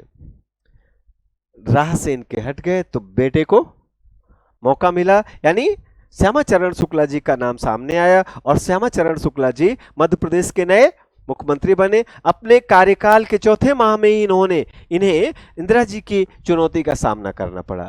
अब ये स्टोरी मैं आपको सुनाता हूं। ओके, क्या हुआ कि श्रीमती इंदिरा गांधी जी ने 1969 में चुनाव लड़ा। ओके, 1969 में श्रीमती इंदिरा गांधी जी ने क्या किया, चुनाव लड़ा। बच्चा ध्यान से सुनना, प्यार से सुनना, स्टोरी इनसाइड। ओके, तो श्रीमती इंदिरा गांधी जी ने जो चुनाव लड़ा वो चुनाव था अगेंस्ट अपनी ही पार्टी के। थोड़ी सी कहानी में पीछे ले जाऊंगा। क्या था कि जब श्रीमती इंदिरा गांधी प्रधानमंत्री बनाई गई थी 1969 में, सॉरी 66 में, तो उनको प्रधानमंत्री बनाया था साउथ इंडिया के सिंडिकेट ने। ओके, जो साउथ इंडियन स्टेट्स थे, जैसे तमिलनाडु, जैसे आंध्र प्रदेश, जैसे कर्नाटका, ओके, जैसे महाराष्ट्र। राजनीति में इन दक्षिण भारतीय राज्यों के मुख्यमंत्रियों का बड़ा दबदबा था, गैर हिंदी भाषी राज्यों के मुख्यमंत्रियों का बड़ा दबदबा था। और संयोग से उस समय कांग्रेस, भारतीय राष्ट्रीय कांग्रेस के जो अध्यक्ष थे वो अध्यक्ष भी साउथ इंडियन थे, तमिलनाडु से के कामराज। क्या? तमिलनाडु से के कामराज जी। तो के कामराज जी अध्यक्ष थे। अब अध्यक्ष भी साउथ इंडियन और साउथ इंडियन मुख्यमंत्री, इन सब ने मिलकर के अपनी एक गुटबंदी कर ली। पॉलिटिक्स में ये बहुत इंपॉर्टेंट रोल प्ले करने लगे। इस गुटबंदी को हम कहते हैं सिंडिकेट। सिंडिकेट कहा जाता है। और इसी सिंडिकेट ने 1966 में जब 11 जनवरी 1966 को ताशकंद में, कहां? ताशकंद, उस समय Tashkent was the part of USSR, USSR का हिस्सा हुआ करता था। तो ताशकंद में लाल बहादुर शास्त्री जी की हार्ट अटैक से मृत्यु हो गई। ओके, अब इसके बाद आया कि अब अगला प्रधानमंत्री देश का कौन बने।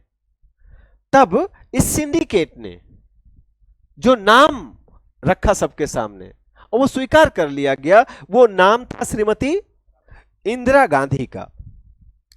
तो सिंडिकेट ने श्रीमती इंदिरा गांधी को क्या बनाया? प्रधानमंत्री बनाया। अब श्रीमती इंदिरा गांधी की सिर्फ जीवन की एक ही उपलब्धि थी अभी तक, 1966 तक सिर्फ एक ही अचीवमेंट थी। क्या? कि she was the daughter of Pandit Jawaharlal Nehru. इसके अलावा राजनीति में उनका कोई रोल नहीं था। हां, बस ये था कि श्रीमती इंदिरा गांधी पंडित जवाहरलाल नेहरू की बेटी थी ना। क्या थी? बेटी थी। इसलिए लाल बहादुर शास्त्री जी जब प्रधानमंत्री बने, तो उन्होंने श्रीमती इंदिरा गांधी को राज्यसभा का सदस्य बनवा दिया।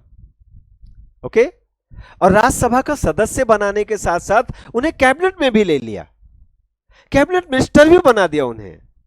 तो she was broadcast minister, Indian broadcast, यानी भारतीय जो प्रसारण सेवा होती है, प्रसारण, दूरसंचार एवं प्रसारण की मंत्री बनी श्रीमती इंदिरा गांधी फ्रॉम राज्यसभा।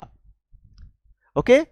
अब इसके बाद जब लाल बहादुर शास्त्री जी का भी निधन हो गया, तब जब सिंडिकेट के पास आया कि अब किसको अगला प्रधानमंत्री बनाया जाए, तो उन्होंने श्रीमती इंदिरा गांधी का नाम सुझाया। नाम सुझाने की सिर्फ एक वजह थी, वजह सिर्फ एक थी कि इंदिरा गांधी बहुत संकोची थी। श्रीमती इंदिरा गांधी बहुत शाय, बहुत शर्मीली थी। श्रीमती इंदिरा गांधी किसी से बात नहीं कर पाती थी। तो सिंडिकेट की प्लानिंग थी, सिंडिकेट की प्लानिंग थी, सिंडिकेट की योजना थी। योजना क्या थी? सिंडिकेट की प्लानिंग क्या थी? क्या प्लानिंग थी? सिंडिकेट की प्लानिंग थी क्या? कठपुतली प्राइम मिनिस्टर। हां, जो एक ऐसे व्यक्ति को प्रधानमंत्री बनाया जाए जो अपने इशारों पर नाचे। और श्रीमती इंदिरा गांधी तैयार हो गई, तो श्रीमती इंदिरा गांधी को प्रधानमंत्री पद की शपथ दिला दी गई। ओके। कुछ दिन तक ये प्राइम मिनिस्टर रही, मतलब अच्छे प्राइम मिनिस्टर। अब फिर लोकसभा में जाना पड़ा इन्हें पीएम के तौर पर, मतलब लोकसभा में बैठना पड़ा, मंत्रियों और विपक्ष के लोगों के सवालों का जवाब देना पड़ा। जवाब नहीं दे पाते थे, रोने लगती थी, लोकसभा में ही आंसू बहाने लगते थे, टेंसू बहाने लगते थे। तो विपक्ष के लोग ने इन्हें एक नया नाम दिया, इन्हें कहा गूंगी गुड़िया। बोल नहीं पाती है ये, गूंगी गुड़िया। बहुत दुखी हो गए श्रीमती इंदिरा गांधी, बहुत दुखी हो गए। ये सारी चीजें आपको देखने को मिलेंगी इमरजेंसी में, मतलब इमरजेंसी का मतलब इमरजेंसी नामक मूवी में। ओके। तो मैंने देखी नहीं है ना, उम्मीद है कि ऐसा सब मिलेगा। ओके। तो इनकी एक बचपन की मित्र थी, मित्र का बहुत इंपॉर्टेंट रोल होता है कार्तिक लाइफ में ना, होता है कि नहीं? आपका भी है कोई दोस्त, मित्र? ओके। तो इनकी मित्र थी, बहुत बड़ी पत्रकार बनी बाद में वो ना, ये पॉलिटिक्स में आई, वो जर्नलिस्ट बने। उनका नाम था पुपुल जयकर। क्या? पुपुल जयकर। क्या नाम था? पुपुल जयकर ने जब इनको रोता देखा लोकसभा में, तो पुपुल जयकर को अच्छा नहीं लगा। पहुंच गई पुपुल जयकर श्रीमती इंदिरा गांधी के घर, पीएम के घर पहुंच गए और पीएम को क्लास ले ली। पीएम की, पीएम को सामने खड़ा करके ये फटकार लगाई, पीएम हो तुम, शोभा देता है क्या तुम्हें ऐसे लोकसभा में रोना धोना? तुम्हें पता है तुम कितने बड़े देश के प्रधानमंत्री हो, तुम कितनी ताकतवर हो, तुम्हें कुछ आइडिया है? लोगों को 4-4, 8-8 बार जन्म लेना पड़ता है ना, तब एड़ी चोटी का जोर लगाना पड़ता है, तब वो पीएम बनता। कई तो तब भी नहीं बन पाते। पुपुल जयकर ने कहा, देख लो अपने बेटे के बेटे को। हां, हालांकि तब पता नहीं वो बेटा था कि नहीं था, बेटे का बेटा है ना। देख लो राहुल गांधी को, एड़ी चोटी का जोर लगा रहा है ना, फिर भी पीएम नहीं बन पा रहा है, बेचारा बुढ़ा हो जा रहा है। और तुम्हें तो ऐसे थाली में सजा के प्रधानमंत्री का पद दिया गया, तुम रो रही हो यार, शोभा देता है क्या तुम्हें ये? है ना। ओके। तो क्या, तो फिर श्रीमती इंदिरा गांधी जी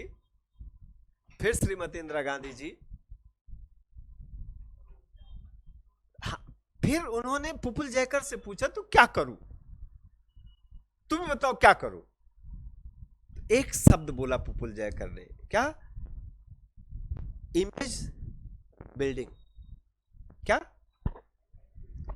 इमेज बिल्डिंग। आपको अपनी, यही बात जब राहुल गांधी ने अपने सलाहकारों से पूछा तो क्या करूं, तो यही बात राहुल गांधी के सलाहकारों ने भी राहुल गांधी को कहा, क्या? Image building.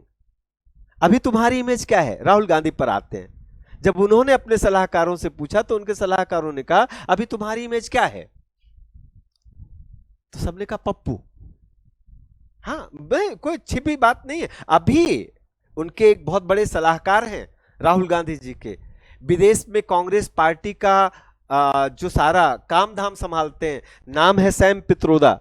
अभी सैम पित्रोदा जी ने, जब राहुल गांधी अमेरिका गए थे ना, तो सैम पित्रोदा जी का स्टेटमेंट आया था क्या, कि राहुल गांधी पप्पू नहीं है।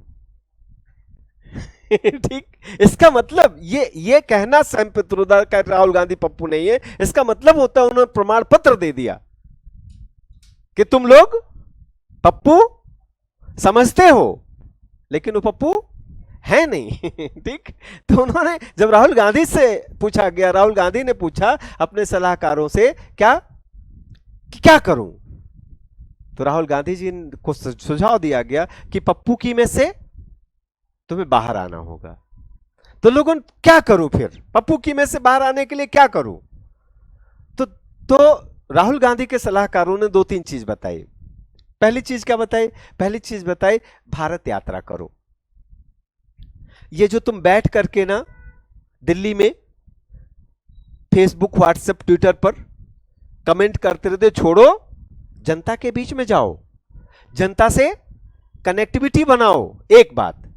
दूसरा सुझाव, जाति पकड़ो, जाति, क्या जाति की राजनीति करो जो तुम्हारे बाप दादों ने कभी नहीं की। तुम उस जाति की राजनीति करो, वही जाति की राजनीति तुम्हें ऊपर। तीसरी बात क्या, गठबंधन बनाओ। क्या? हाँ, एकला चलो की राजनीति छोड़ो, अकेले अब तुम कुछ नहीं कर सकते हो।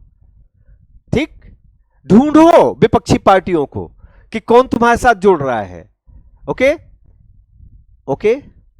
और लास्ट बात क्या, बैंकॉक भागना बंद करो। हर चुनाव के बाद भाग जाते हो ना 2-3 महीने के लिए, क्या वो भाग जाते थे क्या करने, वो क्या बोलते हैं, जैसे जाते हैं लोग हिमालय हिमालय में तपस्या करने, समाधि लेने, ऐसे भाग जाते, पता ही नहीं कहां गए। मीडिया ढूंढती रहती थी ना। अब इस बार नहीं किया राहुल गांधी पक्के सुझावों पर अमल कर रहे हैं। ओके, सारी बातों को राहुल गांधी मान रहे हैं। अभी राहुल गांधी का क्या टाइम चल रहा है, इमेज बिल्डिंग। ऐसे ही श्रीमती इंदिरा गांधी को सुझाव दिया पुपुल जयकर ने, क्या सुझाव दिया, इमेज बिल्डिंग।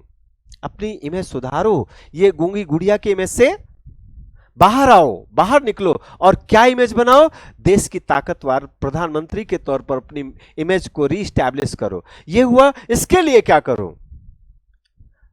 तो पुपुल जयकर ने सिर्फ एक सुझाव दिया।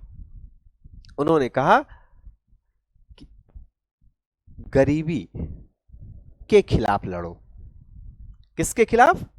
हाँ, ओके, गरीबों के लिए काम करो। गरीब कौन है? गरीब हिंदू है? नहीं। गरीब मुसलमान है? नहीं। गरीब सिख है? नहीं। गरीब ऊंची जात का है, गरीब नीची जात का नहीं। गरीब सबका है, सभी धर्म में गरीब हैं, सभी जात में गरीब हैं। तुम किसी एक धर्म की राजनीति करोगी तो उस धर्म का छाप लगेगा। तुम किसी एक जात की राजनीति करोगी तो नेशन वाइड तुम्हारी आइडेंटिटी नहीं बन पाएगी। लेकिन गरीब के लिए काम करोगी तो नेशन वाइड गरीब पूरे देश में गरीब है। उत्तर से लेकर दक्षिण तक, जम्मू कश्मीर से लेकर कन्याकुमारी तक, गुजरात से लेकर बंगाल तक, हर जगह हमारे देश में गरीबी ही गरीबी तो है। किसी भी शहर में आपको सबसे ज्यादा कौन मिलेंगे? गरीब। किसी भी गांव में आपको सबसे ज्यादा कौन मिलेंगे? तो बस गरीबों में अपना विश्वास बनाओ। श्रीमती इंदिरा गांधी ने यही काम किया। श्रीमती इंदिरा गांधी ने फर्स्ट ऑफ ऑल अपनी एक टीम तैयार की, अच्छे अधिकारियों की एक टीम। ओके, संयोग से उन्हें ज्यादा मेहनत नहीं करनी पड़ी। उनसे पहले श्रीमती इंदिरा गांधी से पहले जो प्राइम मिनिस्टर थे लाल बहादुर शास्त्री, उन्होंने पीएमओ को यानी प्राइम मिनिस्टर ऑफिस को रीऑर्गेनाइज किया था। ओके, और पीएन हक्सर, कौन? हक्सर आईएएस ऑफिसर थे, सीनियर मोस्ट आईएएस ऑफिसर थे, उन्हें अपना प्रिंसिपल सेक्रेटरी बनाया था। PN Haksar was so brilliant, so intelligent. Shrimati Indira Gandhi को इंदिरा गांधी बनाने वाले व्यक्ति का नाम है पीएन हक्सर। ओके, श्रीमती इंदिरा गांधी के सबसे करीबी सहयोगी का नाम है पीएन हक्सर। पीएन हक्सर से उन्होंने कहा कि मैं तुम्हें फ्री हैंड देती हूं, पीएन हक्सर ने अपनी एक टीम तैयार की। उस टीम के दूसरे बड़े लीडर थे, उस टीम के दूसरे बड़े लीडर थे जिनका नाम था डीपी धर। कौन? डीपी धर। ओके। एक रॉ के अधिकारी थे, नाम नहीं याद आ रहा है उनका, सरनेम काव करके था, कोई काव थे, पूरा नाम मुझे नहीं याद आ रहा है, रॉ के ऑफिसर थे। ये ऐसे लोग की एक कैबिनेट तैयार हुई। This was called kitchen cabinet. क्या? यहां एक नया कॉन्सेप्ट आया, किचन कैबिनेट। एक कैबिनेट तो पीएम की है, मंत्रियों की, एक कैबिनेट श्रीमती इंदिरा गांधी की पर्सनल कैबिनेट। श्रीमती इंदिरा गांधी की पर्सनल कैबिनेट ही काम करेगी अब, यानी श्रीमती इंदिरा गांधी किचन कैबिनेट की सलाह पर काम करेंगी, ना कि अपनी मंत्रिपरिषद या मंत्रिमंडल की सलाह पर काम करेंगे। और श्रीमती इंदिरा गांधी ने गरीबी हटाओ का नारा दिया, बहुत सारे काम किए, उनमें मैं नहीं जाना चाहता हूं। और एक दिन ऐसा आया 1969 में, जब चारों ओर सिर्फ एक ही व्यक्ति का नाम था पूरे देश में, इंदिरा इंदिरा इंदिरा। ओके, इंदिरा, ठीक, इंदिरा गांधी नहीं, ये आंधी है, समझे? सबको उड़ा ले जाएगी। वो इमेज बन गई श्रीमती इंदिरा गांधी की। अल्टीमेटली क्या हुआ? श्रीमती इंदिरा गांधी ने जो लोकसभा 5 साल की लोकसभा थी, उसका चुनाव 1 साल पहले करवा लिया। ओके, और सिंडिकेट के अगेंस्ट चुनाव लड़ा। सिंडिकेट के अगेंस्ट कांग्रेस को तोड़ के एक नई पार्टी बनाई, जिसका नाम रखा कांग्रेस क्या? आर। क्या? कांग्रेस आर। और जो सिंडिकेट वाली कांग्रेस थी, उसका नाम रखा गया कांग्रेस ओ। अब विपक्ष में यही दो थे। आर का मतलब कुछ होता है, 1 मिनट में चेक। ओ का ओरिजिनल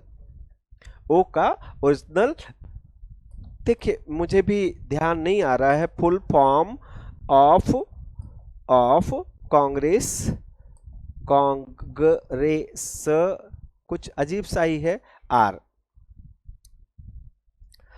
का मतलब था requisition. R for stand for requisition.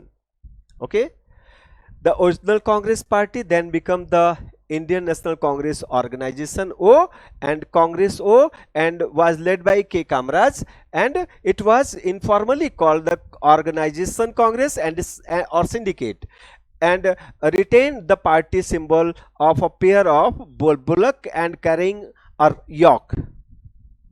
ठीक, और ये नई पार्टी बनी कांग्रेस आर। 19 यहां से देखिए, ज्यादा नहीं। In 1969 the party suffered a major split with the faction led by Indira Gandhi leaving to form the Congress R। ठीक, तो Congress R for requisition, O for original, तो कांग्रेस O और कांग्रेस R। अब आप कहोगे इंदिरा कहां से आ गई एमपी के मुख्यमंत्री में? अब यहां एक बहुत बड़ा टर्न है कि श्रीमती इंदिरा गांधी ने कहा कि कोई भी बंदा, कोई भी व्यक्ति, कोई भी बंदा, ध्यान से सुनिएगा, कोई भी बंदा कांग्रेस ओ का जो है, वो अगर मेरी पार्टी में नहीं आता तो मेरा दुश्मन होगा। अब बहुत लोग कांग्रेस ओ छोड़ के, मतलब ओरिजिनल कांग्रेस छोड़ के इंदिरा के साथ आ गए। ठीक, लेकिन कुछ लोग थे जिन्हें डाउट था इंदिरा पर कि पता नहीं यार, ये छोड़ के उधर जाएं, और क्या भरोसा चुनाव में क्या हो। ओके,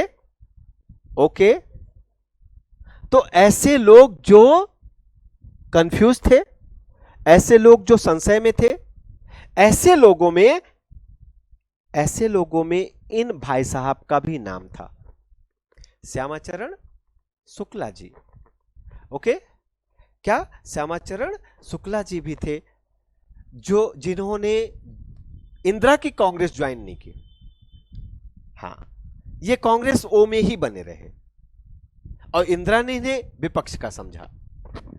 ओके, तो इन्हें इंदिरा गांधी की चुनौती का और 1969 में श्रीमती इंदिरा गांधी ने अपनी पार्टी से बगावत कर कांग्रेस रिक्वेशन यानी कांग्रेस आर बनाई। वे चाहती थी कि श्यामाचरण शुक्ल उनका समर्थन करे, लेकिन श्यामाचरण शुक्ल ने इंदिरा गांधी का साथ नहीं दिया, जिसके कारण इन्हें आगे चल करके श्रीमती इंदिरा गांधी के कोप का भाजन बनना पड़ा, उनके क्रोध का शिकार बनना पड़ा। 1972 में मध्य प्रदेश के विधानसभा चुनाव में श्यामाचरण शुक्ल अपनी पार्टी से अपनी सीट से जीत तो गए, लेकिन इंदिरा के इशारे पर इनकी जगह जीत तो गए पॉपुलर लीडर, लेकिन मुख्यमंत्री पद से हटा दिया गया और नया मुख्यमंत्री मिला मध्य प्रदेश को, प्रकाश चंद्र सेठी। क्या अब एक बार फिर से आगे बढ़े, जैसा मैंने कहा था कार्तिक, आगे आगे ही नहीं भागते जाना है, नहीं तो कोई मतलब नहीं होगा। होगा क्या, आगे पाठ पीछे सपाट। तो हर समय इस चीज को ध्यान रखें कि आगे बढ़ने से पहले जहां आपको डाउट होने लगे बस पीछे का पूरा रिवाइज करें। तो एक तरफ से ठीक क्या, पंडित रविशंकर शुक्ला पहले, पंडित रविशंकर शुक्ला के बाद भगवंत राव मंडलोई मध्य प्रदेश के दूसरे मुख्यमंत्री, भगवंत राव मंडलोई के बाद कैलाशनाथ काटजू जी मध्य प्रदेश के तीसरे मुख्यमंत्री, मध्य प्रदेश के तीसरे मुख्यमंत्री। एक ब्रेक, आफ्टर द ब्रेक फिर मिलते हैं।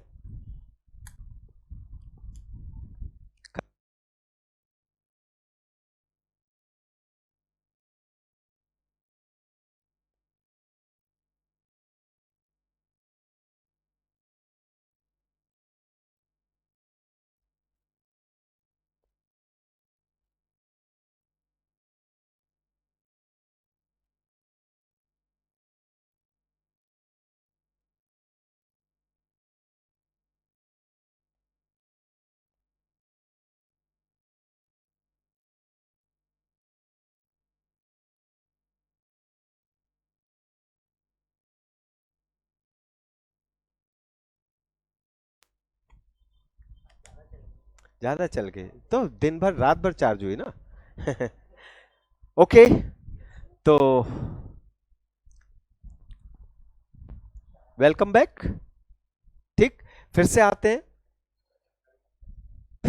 फिर से मैं रिपीट करना चाहता हूं। पंडित रविशंकर शुक्ला, पंडित रविशंकर शुक्ला जी के बाद भगवंत राव मंडलोई, इसके बाद कैलाशनाथ काटजू, कैलाशनाथ काटजू के बाद फिर भगवंत राव मंडलोई, भगवंत राव मंडलोई जी के बाद फिर द्वारका प्रसाद मिश्रा, द्वारका प्रसाद मिश्रा जी के बाद गोविंद नारायण सिंह, गोविंद नारायण सिंह जी के बाद हाँ गोविंद नारायण सिंह के राजा नरेश चंद्र सिंह, ओके, राजा नरेश चंद्र सिंह, राजा नरेश चंद्र सिंह जी के बाद फिर श्यामाचरण शुक्ल, और श्यामाचरण शुक्ल जी के पास बाद फिर प्रकाश चंद्र सेठी जी। ओके, प्रकाश चंद्र सेठी जी, प्रकाश चंद्र सेठी जी भी इंपोर्टेड थे क्या, हाँ, दिल्ली की राजनीति में इनका बड़ा इंपॉर्टेंट रोल था और पीएम के राइट हैंड समझे जाते थे। प्रकाश चंद्र सेठी जी श्रीमती इंदिरा गांधी के खासम खास व्यक्ति थे, श्रीमती इंदिरा गांधी के सलाहकारों में से थे। श्रीमती इंदिरा गांधी ने कभी एमपी नहीं भेजना चाहती थी, लेकिन मजबूरी आ गई, मजबूरी आ गई, अब किसे बनाते हैं, तो फिर प्रकाश चंद्र सेठी जी को भेजा। ये सारी बातें जो मैं आपको बताता हूं, इससे आप ये अनुमान लगाओगे ना, अक्सर अक्सर एक बात मैं बताता हूं, मध्य प्रदेश पीएससी का जब इंटरव्यू देते हो ना, तो मध्य प्रदेश के पीएससी के इंटरव्यू में अक्सर एक प्रश्न पूछा जाता है, अक्सर पूछा जाता है, फ्रिक्वेंटली पूछा जाता है, और लोगों के पास इसका कोई सॉलिड आंसर नहीं होता है। प्रश्न ये पूछा जाता है कि मध्य प्रदेश राज्य जो है हर तरीके से, जैसा मैंने आपको कल भी बताया था ना, कि मध्य प्रदेश को ईश्वर ने, प्रकृति ने इत्मीनान से बनाया है। हाँ, कोई ऐसी नियामत, कोई ऐसी खजाना, कोई ऐसा ट्रेजर नहीं है जो मध्य प्रदेश को प्रकृति ने ना बख्शा हो। समझे, मालवा की उपजाऊ जमीन है मध्य प्रदेश में, काली मिट्टी, जो फसल नहीं पैदा करती ना, सोना उगलती है। ओके, मध्य प्रदेश में हीरे की खदान है, मध्य प्रदेश का जो ईस्टर्न, अभी अभी के मध्य प्रदेश की बात कर रहा हूं मैं, इसमें जो ईस्टर्न बेल्ट है, इनके टाइम के मध्य प्रदेश में तो और बहुत कुछ था। अभी के मध्य प्रदेश में जो ईस्टर्न बेल्ट है, पूर्वी जिले हैं, वहां अपार अपार कोयला है। देश की ऊर्जा राजधानी सिंगरौली कहा जाता है। मध्य प्रदेश को नदियों का मायका बोला जाता है। मध्य प्रदेश की नदियों में जल विद्युत पैदा करने का दम है, क्योंकि मध्य प्रदेश की नदियां घाटियों में बहती हैं। ओके, मध्य प्रदेश में मैग्नीज है, मध्य प्रदेश में कॉपर है, मध्य प्रदेश में आयरन है, मध्य प्रदेश में लाइमस्टोन है। लाइमस्टोन के कारण यहां पर कई सारी सीमेंट की फैक्ट्रियां हैं।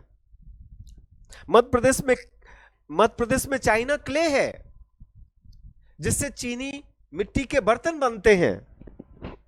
मध्य प्रदेश में इको टूरिज्म है। क्या है?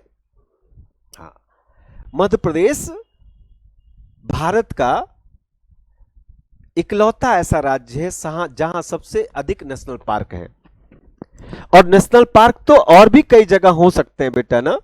नेशनल पार्क तो बना दो, जहां चाहो वहीं बन जाए नेशनल पार्क। नेशनल पार्क बनाने में क्या है? जहां जंगल देखो वहीं नेशनल पार्क बना दो।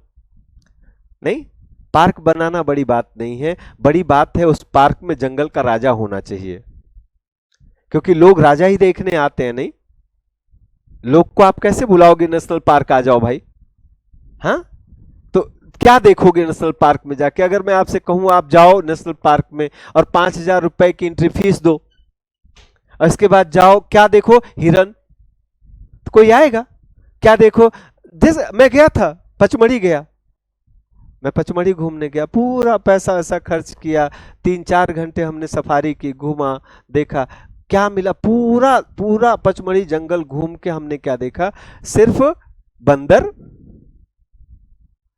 और जंगली भैंसा, बायसन। फिर बहुत अफसोस होता है ना, समय भी खराब किया और पैसा भी खराब किया। कुत्ता बंदर तो हमारे भोपाल में ही बहुत दिख जाते हैं। नहीं, ये देखने के लिए इतनी दूर आए थे क्या? लेकिन नहीं, मध्य प्रदेश के कई ऐसे नेशनल पार्क्स हैं जहां अगर आप जाओ तो एक नहीं दर्जनों टाइगर्स आपको दिख जाएंगे। झुंड में टाइगर्स दिखते हैं। Tiger is the king of park, जंगल का राजा टाइगर। हमारे मध्य प्रदेश को प्रकृति ने टाइगर बख्शा है। हमारे मध्य प्रदेश को प्रकृति ने टीक, साल, सागौन के जंगल बख्शे हैं। इतना सब कुछ, इतना सब कुछ। मध्य प्रदेश देश का हृदय प्रदेश है। मध्य प्रदेश की कनेक्टिविटी इक्वल है पोर्ट ऑफ कलकत्ता, ओके, इसके अलावा पारादीप पोर्ट, ओके, या बंबई पोर्ट, गोवा पोर्ट से मध्य प्रदेश की दूरी लगभग इक्वल है। भारत के जितने भी रास्ते दक्षिण जाते हैं, सारे रास्ते मध्य प्रदेश को होकर जाते हैं। ओके, आपको कश्मीर से कन्याकुमारी जाना हो, आप मध्य प्रदेश से नहीं बच सकते। आपको कलकत्ता से मुंबई जाना हो, मध्य प्रदेश रास्ते में पड़ेगा। मध्य प्रदेश से हजारों ट्रेनें प्रतिदिन पूरे भारत के लिए गुजरती हैं। इतना सब कुछ होते हुए भी मध्य प्रदेश एक बीमारू राज्य है। इंटरव्यू का क्वेश्चन है क्यों? तो प्रदेश को बनाने वाले जो होते हैं ना, प्रदेश के निर्माता, प्रदेश के मुख्यमंत्री होते हैं। नेतृत्व की कमी इकलौती वजह है। और मध्य प्रदेश को बेहतर नेतृत्व क्यों नहीं मिला? उसकी 2 वजह है। एक तो मध्य प्रदेश के ज्यादातर जो मुख्यमंत्री हुए राजे रजवाड़ों से हुए, वो मुंह में सोने का चम्मच लेके पैदा हुए थे। ओके, उन्हें प्रदेश की बदहाली से कोई लेना देना नहीं था, लोगों की बदनीयती से, क्योंकि वो मान के चलते थे ना कि जनता पैदा इसीलिए होती है, जनता पैदा इसीलिए होती है जीवन भर संघर्ष करने के लिए। मध्य प्रदेश के लोग भी कर रहे हैं तो क्या क्या बुरी बात है इसमें? और दूसरे क्या बेटा, दूसरे कुछ मुख्यमंत्री मध्य प्रदेश के ऐसे हुए जो सीधे दिल्ली से लॉन्च किए गए थे दिल्ली में एक बड़ा लॉन्चिंग पैड बनाया गया, तो वहीं से उन्हें लॉन्च कर दिया जाता था, सीधे वो धड़ाम से आके भोपाल में गिरते थे। तो यहां का लोकल, जिसे प्रदेश की समझ हो, ऐसा मुखिया यदि मध्य प्रदेश को मिला भी, ऐसा नहीं कह रहा हूं नहीं मिला, मिला भी तो बहुत शॉर्ट टर्म के लिए, बहुत कम समय के लिए, उस उतने कम समय में वो कुछ कर नहीं सकता था। ऐसा मुखिया मध्य प्रदेश को, जिसने लंबे समय तक मध्य प्रदेश की जमीन से जुड़ा हुआ बंदा, जो लंबे समय तक मध्य प्रदेश में जिसने राज किया, उसका नाम था शिवराज सिंह चौहान। और शिवराज सिंह चौहान ने आज जो आप नया मध्य प्रदेश देख रहे हो ना, इस नवीन मध्य प्रदेश का निर्माता, माटी का लाल शिवराज सिंह चौहान, जिसे प्यार से लोग मामा कहते हैं। ऐसे मुख्यमंत्री अगर मध्य प्रदेश को 2-4 मिल जाते ना, तो मध्य प्रदेश देश का सबसे प्रॉस्परस स्टेट होता। तो मध्य प्रदेश देश का सबसे अमीर, सबसे समृद्ध राज्य होता। लेकिन दुर्भाग्य मध्य प्रदेश का, ऐसे मुख्यमंत्री नहीं मिले। मध्य प्रदेश को मुख्यमंत्री मिले, मध्य प्रदेश को मुख्यमंत्री मिले कौन? मध्य प्रदेश को मुख्यमंत्री मिले प्रकाश चंद्र सेठी, श्यामाचरण शुक्ल जी जैसे लोग। ये लोग पैदाइशी अमीर थे ना, और अमीर से आप उम्मीद मत रखना कि वो गरीब के लिए काम करेगा बेटा, क्योंकि उसमें फीलिंग ही नहीं आती है, समझे? उसे पता ही नहीं होता है ना गरीबी क्या होती है, बस खाली वो भाषण दे सकता है। उसे ये नहीं पता होता कि हम किस स्थिति में गुजर बसर कर रहे हैं। उसे जमीन की हकीकत पता, उसे ये नहीं पता होता कि ग्रामीण क्षेत्रों में, ग्रामीण अंचलों में लोगों को किन समस्याओं का सामना, गया ही नहीं हो कभी गांव। हमारी भारतीय राजनीति में बहुत सारे ऐसे लीडर, मैं किसी का नाम नहीं लेना चाहूंगा, जिन्होंने चूल्हा नहीं देखा है। एक वाकया सुनाता हूं मैं।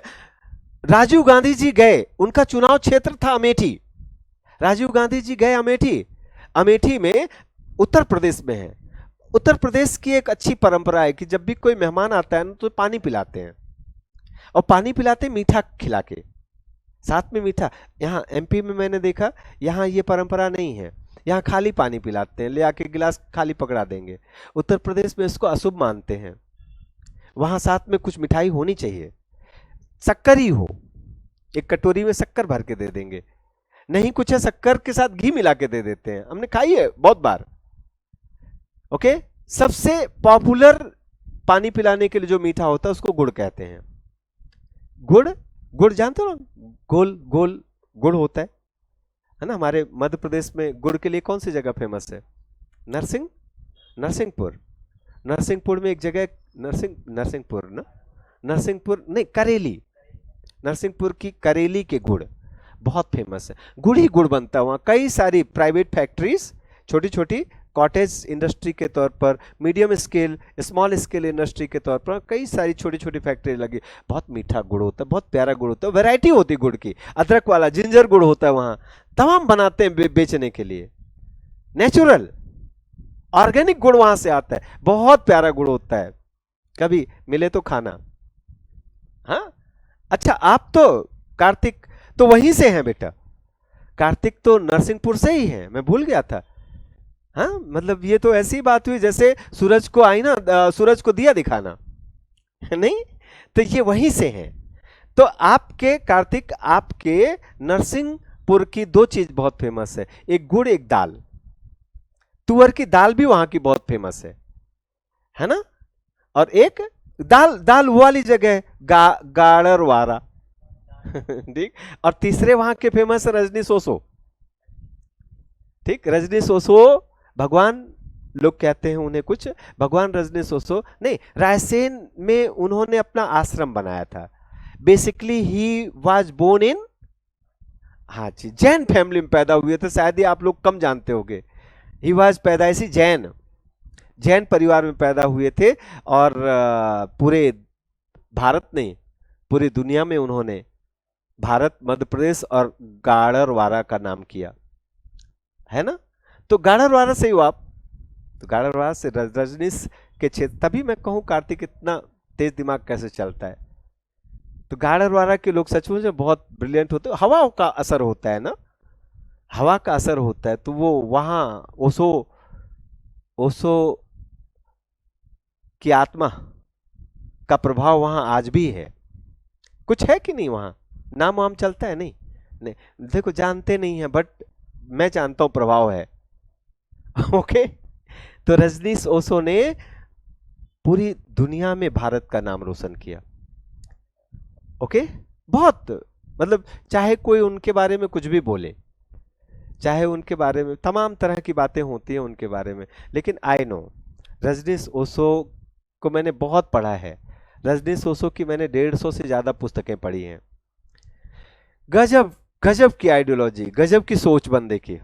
आप इमेजिन नहीं कर सकते उनकी उनकी उनकी सोच, उनकी बातों को। हर चीज का उनके पास बहुत रैशनल, बहुत तार्किक जवाब होता था।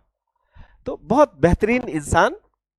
ठीक, तो गुड़, तो गुड़ गुड़ दिया गया, गुड़ दिया गया उनको खाने को, बहुत अच्छा लगा राजीव गांधी जी को। ओके, प्रधानमंत्री थे ना, अमेठी गए थे तो उनको गुड़ दिया गया खाने को, तो बहुत अच्छा लगा। अभी तक उन्होंने लाइफ में गुड़ नहीं खाया था, तो कहा खाया तो खुश हुए, तो बोला ये क्या है। तो जिस किसान के घर गए थे वो पूरा गुड़ लेके, अभी तो फोड़ के दिया था उसने कटोरी में, अब वो पूरा गुड़ गोल लेके आ गया। तो राजीव गांधी जी को भेंट किया उसने कि ये गुड़ घर ले जाइए आप आपको अच्छा लगा, हाँ ये रख लीजिए 2-3 किलो गुड़ हमारी तरफ से गिफ्ट। लेके गए दिल्ली, दिल्ली जाके क्या बोलते हैं वो, इसका पेड़ लगाओ गुड़ का। समझे? तो भाई साहब ये लोग बड़े आदमी है ना, इन्हें पता ही नहीं है कि गुड़ बनता है, पेड़ में नहीं उगता। उन्हें लगा गुड़ ऐसे जैसे गेहूं उगता है ना, ऐसे कहीं गुड़ पेड़ पर लटकता होगा बेल की तरह, बस तोड़ तोड़ के किसान ने हमारे सामने रख दिया। गुड़ बनता है गन्ने के रस से, गन्ने से गुड़ बनाया जाता है ना। उन्हें नहीं पता था, उन्होंने ये नहीं कहा गन्ने की खेती करो। ठीक, हाँ, तो इधर ये नहीं कहा उन्होंने ना कि इधर से आलू डालो उधर सोना निकलेगा। उन्होंने कहा गुड़ की खेती करो भाई, गन्ने की खेती। तो ऐसे लोग होते हैं जिन्हें जमीन की हकीकत पता नहीं होती है।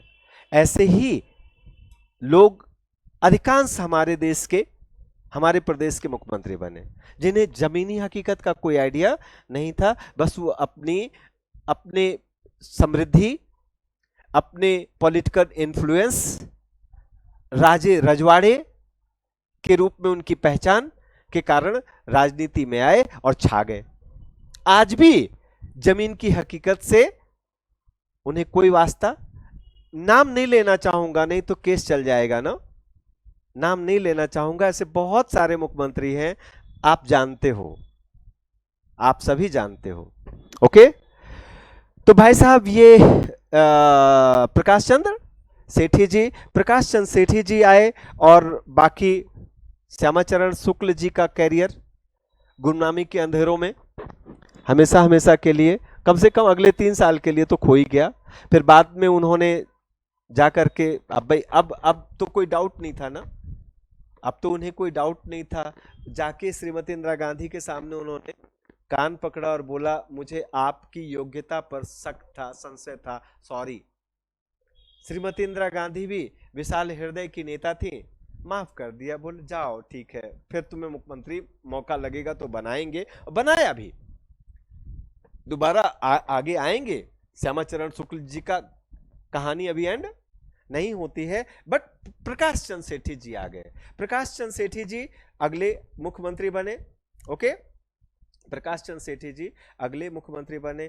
हाँ, आगे थोड़ी सी बात मैं कर लेता हूं, अभी वहीं श्यामाचरण शुक्ल जी का 1975 में देश में इमरजेंसी लगी तो संजय गांधी जी देश के बेताज बादशाह बने, और उनके सबसे करीबी विद्याचरण शुक्ल जी श्यामाचरण शुक्ल जी के भाई। अब श्यामाचरण शुक्ल जी के दिन बहुर गए, नहीं, अब फिर से गोल्डन एरा में आ गए। भाई ही है, हाँ, जिसके सारे पूरा देश चल रहा है।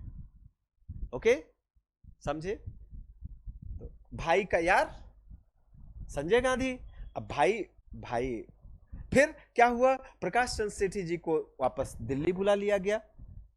1975 में दिल्ली बुला लिया गया इमरजेंसी लगते ही, और श्यामाचरण शुक्ल जी को फिर से मध्य प्रदेश का मुख्यमंत्री बना दिया गया। 1977 में जब मध्य प्रदेश विधानसभा के चुनाव हुए, 77 में ना, 75 में फिर इन्हें मुख्यमंत्री बनाया गया। 77 में जब मध्य प्रदेश विधानसभा का चुनाव हुआ तो क्या हुआ?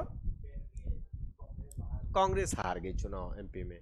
और मैंने आप लोगों को बताया है कि एमपी में जब कांग्रेस चुनाव हार गई तो एमपी में अब 1977 में जनता पार्टी की सरकार बनी। किसकी?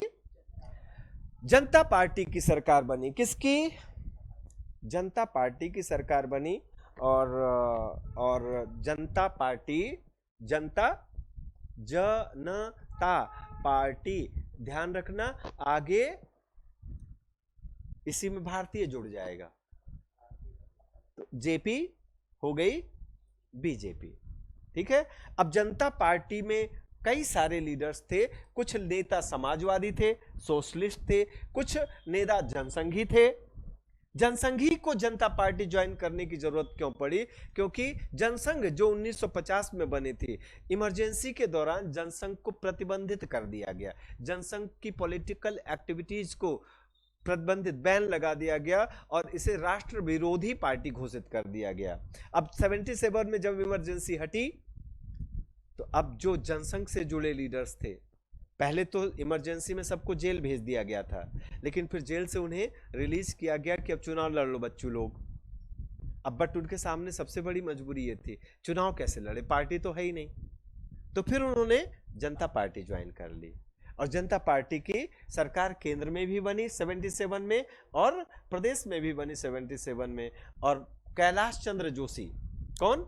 एक बार फिर से कैलाश आ गए, कैलाश जोशी जी। शॉर्ट में बोले तो कैलाश जोशी जी। इनके बेटे भी हैं ना, अभी पॉलिटिक्स में है कैलाश जोशी जी।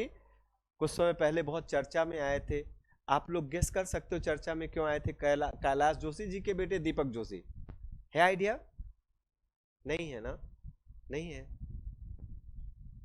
बता देता हूं। जब विधानसभा का चुनाव हो रहा था, अभी 2023 में मध्य प्रदेश विधानसभा का चुनाव हो रहा था, ठीक है, हाँ, तो दीपक जोशी जी, कैलाश जोशी जी के बेटे, कैलाश जोशी जी मध्य प्रदेश में फाउंडर हैं बीजेपी के। ओके, तो कैलाश जोशी जी के बेटे दीपक जोशी जी ने भारतीय जनता पार्टी की क्या कहते हैं उसको, उपेक्षा, मतलब बीजेपी के बड़े नेताओं ने उन्हें नेग्लेक्ट किया, उनकी उपेक्षा की। इससे उन्होंने खुद को अपमानित महसूस करके, और जहां सब कांग्रेस वाले बीजेपी में आ रहे थे, कैलाश जोशी जी के बेटे दीपक जोशी जी कांग्रेस, बीजेपी छोड़ के कांग्रेस में चले गए। और इसीलिए वो चर्चा का विषय बने थे कि क्या दीपक जोशी जी के कांग्रेस में जाने से पलड़ा कांग्रेस का भारी हो जाएगा। हालांकि ऐसा कुछ हुआ नहीं, नहीं हुआ तो दीपक जोशी जी का कैरियर भी खत्म हो गया। तो ये कैलाश जोशी जी, कैलाश जोशी जी 1977 में यानी 1977 में मध्य प्रदेश के अगले क्या बने? मुख्यमंत्री बने। चलिए एक बार फिर से फटाफट कर लेते हैं, वही वाली टेक्निक अपनी कैलाश जोशी जी तक रिपीट करते हैं। ठीक, कौन कौन? पंडित रविशंकर शुक्ला 1, भगवंतराव मंडलोई 2, कैलाशनाथ काटजू 3, भगवंत छोड़ेंगे नहीं, भगवंतराव मंडलोई 4, भगवंतराव मंडलोई 4, डीपी मिश्रा 5, डीपी मिश्रा जी के बाद गोविंद नारायण सिंह 6, गोविंद नारायण सिंह के बाद राजा नरेश चंद 7, राजा नरेश चंद जी के बाद फिर श्यामाचरण शुक्ला 5, श्यामाचरण शुक्ल 5 के बाद फिर प्रकाश चंद सेठी 6, फिर श्यामाचरण शुक्ल 7, 8, हाँ वही जो भी सीक्वेंस में हो 8, और इसके बाद फिर कैलाश जोशी जी। कैलाश जोशी जी बगली विधानसभा से चुनाव लड़ते थे। कैलाश जोशी जी 9 आ गए, 9 तक है ना। कैलाश जोशी जी के साथ बड़ी प्रॉब्लम थी। कैलाश जोशी जी जो थे वो, उन्हें स्लीपिंग सिकनेस की बीमारी थी, मतलब वो बैठे बैठे सोने लगते थे। अब वाकया ये हुआ कि एक बार मध्य प्रदेश में मोरारजी देसाई आए, जो उस समय प्रधानमंत्री थे जनता पार्टी के। मोरारजी देसाई आए तो पता चला कि कैलाश जोशी जी एज अ मुख्यमंत्री उनके स्वागत के लिए नहीं आए। तो उन्होंने पूछा मध्य प्रदेश के नेताओं से कि भाई जोशी जी कहाँ हैं? तो पता चला जोशी जी बीमार हैं, अपने घर में हैं। तो ये हुआ कि चलो मिल लेते हैं। मिलने गए, सीएम हाउस मिलने गए। तब तो ये था ना कि तबीयत कितनी भी खराब उठ के आएंगे, लेकिन बेचारे उठ के नहीं आए, वो सोते ही रहे। तो ये उनके बेडरूम में गए मोरारजी देसाई, हिला के ऐसे, भाई हे कैलाश जी जगह है। कैलाश जी ने ऐसे आंख खोला, फिर सो गए। तो उन्होंने कहा मध्य प्रदेश राज्य को सोता हुआ मुख्यमंत्री नहीं चाहिए, इनका इलाज कराओ। ओके, तो उनका इलाज कराया गया और अब मध्य प्रदेश को मिला नया मुख्यमंत्री। उनका नाम था वीरेंद्र सकलेचा। ये भी जनसंघ से, मतलब ये भी जनता पार्टी ही बोलो, ये भी जनता पार्टी या बीजेपी बोलो, ये सब आरएसएस से जुड़े हुए लोग थे ना। ओके, वीरेंद्र कुमार सकलेचा जी। लेकिन वीरेंद्र कुमार सकलेचा जी पर ये भी बहुत समय तक मुख्यमंत्री नहीं रह पाए, कारण कि वीरेंद्र कुमार सकलेचा जी पर क्या लगा? भ्रष्टाचार का आरोप लगा और वो चीजों को मैनेज नहीं कर पाए। और अंततः वीरेंद्र सकलेचा जी कुछ दिन तक, यानी कब से, 78 से लेकर 80 तक मुख्यमंत्री रहे। और इसके बाद वीरेंद्र सकलेचा जी को हटा दिया गया और वीरेंद्र सकलेचा जी की जगह सुंदरलाल पटवा जी को मध्य प्रदेश का नया मुख्यमंत्री चुना गया। जल्दी से दो नाम और याद कर लो। क्या क्या? वीरेंद्र सकलेचा और सुरेंद्र नाथ पटवा जी। वीरेंद्र सकलेचा, सुरेंद्र नाथ पटवा। बैक चलूं? सुरेंद्र नाथ पटवा,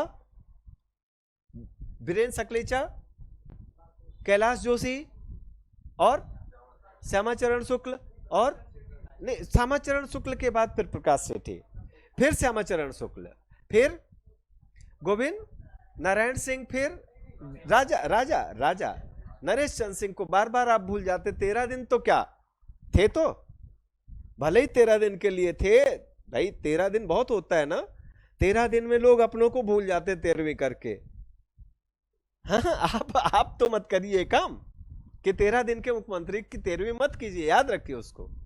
ठीक, तो राजा नरेश चंद्र सिंह, राजा नरेश चंद्र सिंह से पहले गोविंद नारायण सिंह, गोविंद नारायण सिंह से पहले डीपी मिश्रा जी, डीपी मिश्रा जी से पहले भगवंत राव मंडलोई, भगवंत राव मंडलोई से पहले कैलाश नाथ काटजू, कैलाश नाथ काटजू जी से पहले भगवंत राव मंडलोई, भगवंत राव मंडलोई से पहले। क्यों इतना करवा रहा हूं बेटा? जिससे कॉन्सेस वाली चीज सब कॉन्सेस में आ जाए। खटाखट एक समय ऐसा, ये 2 घंटे की मेहनत है। हाँ, खटाखट खटाखट, ये 2 घंटे की। आप सोचो 2 दिन इस पर काम कर लो आप ना, पहाड़ी की तरह। 2 का 2, 2 दूनी 4, 2 3 6, 2 चौका 8 ऐसे आएगा। ये 2 का 2, 2 दूनी 4, 2 3 6, 2 चौका 8, 2 5 10, 2 6 12, 2 7 14, 2 8 16, 2 9, 2 10। सोचना पड़ता है क्या? क्यों? क्योंकि सब कॉन्शियस ब्रेन में है। तो क्या ट्रिक होना चाहिए, क्या गोल होना चाहिए पढ़ने का, कि आपकी पढ़ाई को सब ज्यादा से ज्यादा जो चीजें आप पढ़ते हो कॉन्शियस से सब कॉन्शियस। और पहचान क्या होगी? सब कॉन्शियस में कोई चीज है, मतलब कोई चीज आपके कॉन्शियस से आ रही है या सब कॉन्शियस से आ रही है, उसकी आइडेंटिटी क्या है, उसकी पहचान क्या है बेटा? सिकर नाय, माथे पर सिकर नाय बताते समय समझ लेना। अब वो कभी नहीं भूलेगी। खटाखट खटाखट खटाखट, तो वो कभी नहीं भूलेगी। Is it okay? चलूं आगे? हाँ, तो इसके बाद वीरेंद्र सकलेचा जी के बाद सुंदरलाल पटवा जी। आज की कहानी हम सुंदरलाल पटवा जी तक ही तय करेंगे, ये बताते हुए ना, ये बताते हुए, क्या बताते हुए कि सुंदरलाल पटवा जी के साथ बहुत बड़ा दुर्भाग्य, बहुत बड़ी नाइंसाफी हुई। सुंदरलाल पटवा जी, हमारे सुंदरलाल पटवा जी जब प्रदेश के मुख्यमंत्री बने, एक बार नहीं कई बार प्रदेश के मुख्यमंत्री बने, जब जब प्रदेश के मुख्यमंत्री बने तब तब प्रदेश में इमरजेंसी लगा दी गई, यानी राष्ट्रपति शासन लगा दिया गया। तो उनके साथ बेचारा एक बड़ा अन्याय हुआ। जब जब बनते थे, मतलब एक समय तो ऐसा आ गया ये बने तो पहले से भविष्यवाणी कर दी जाती थी, अब इमरजेंसी लगने वाली है क्या। तो कैसे इमरजेंसी लगती थी ये कहानी नेक्स्ट क्लास में। ओके, अभी थैंक यू, धन्यवाद।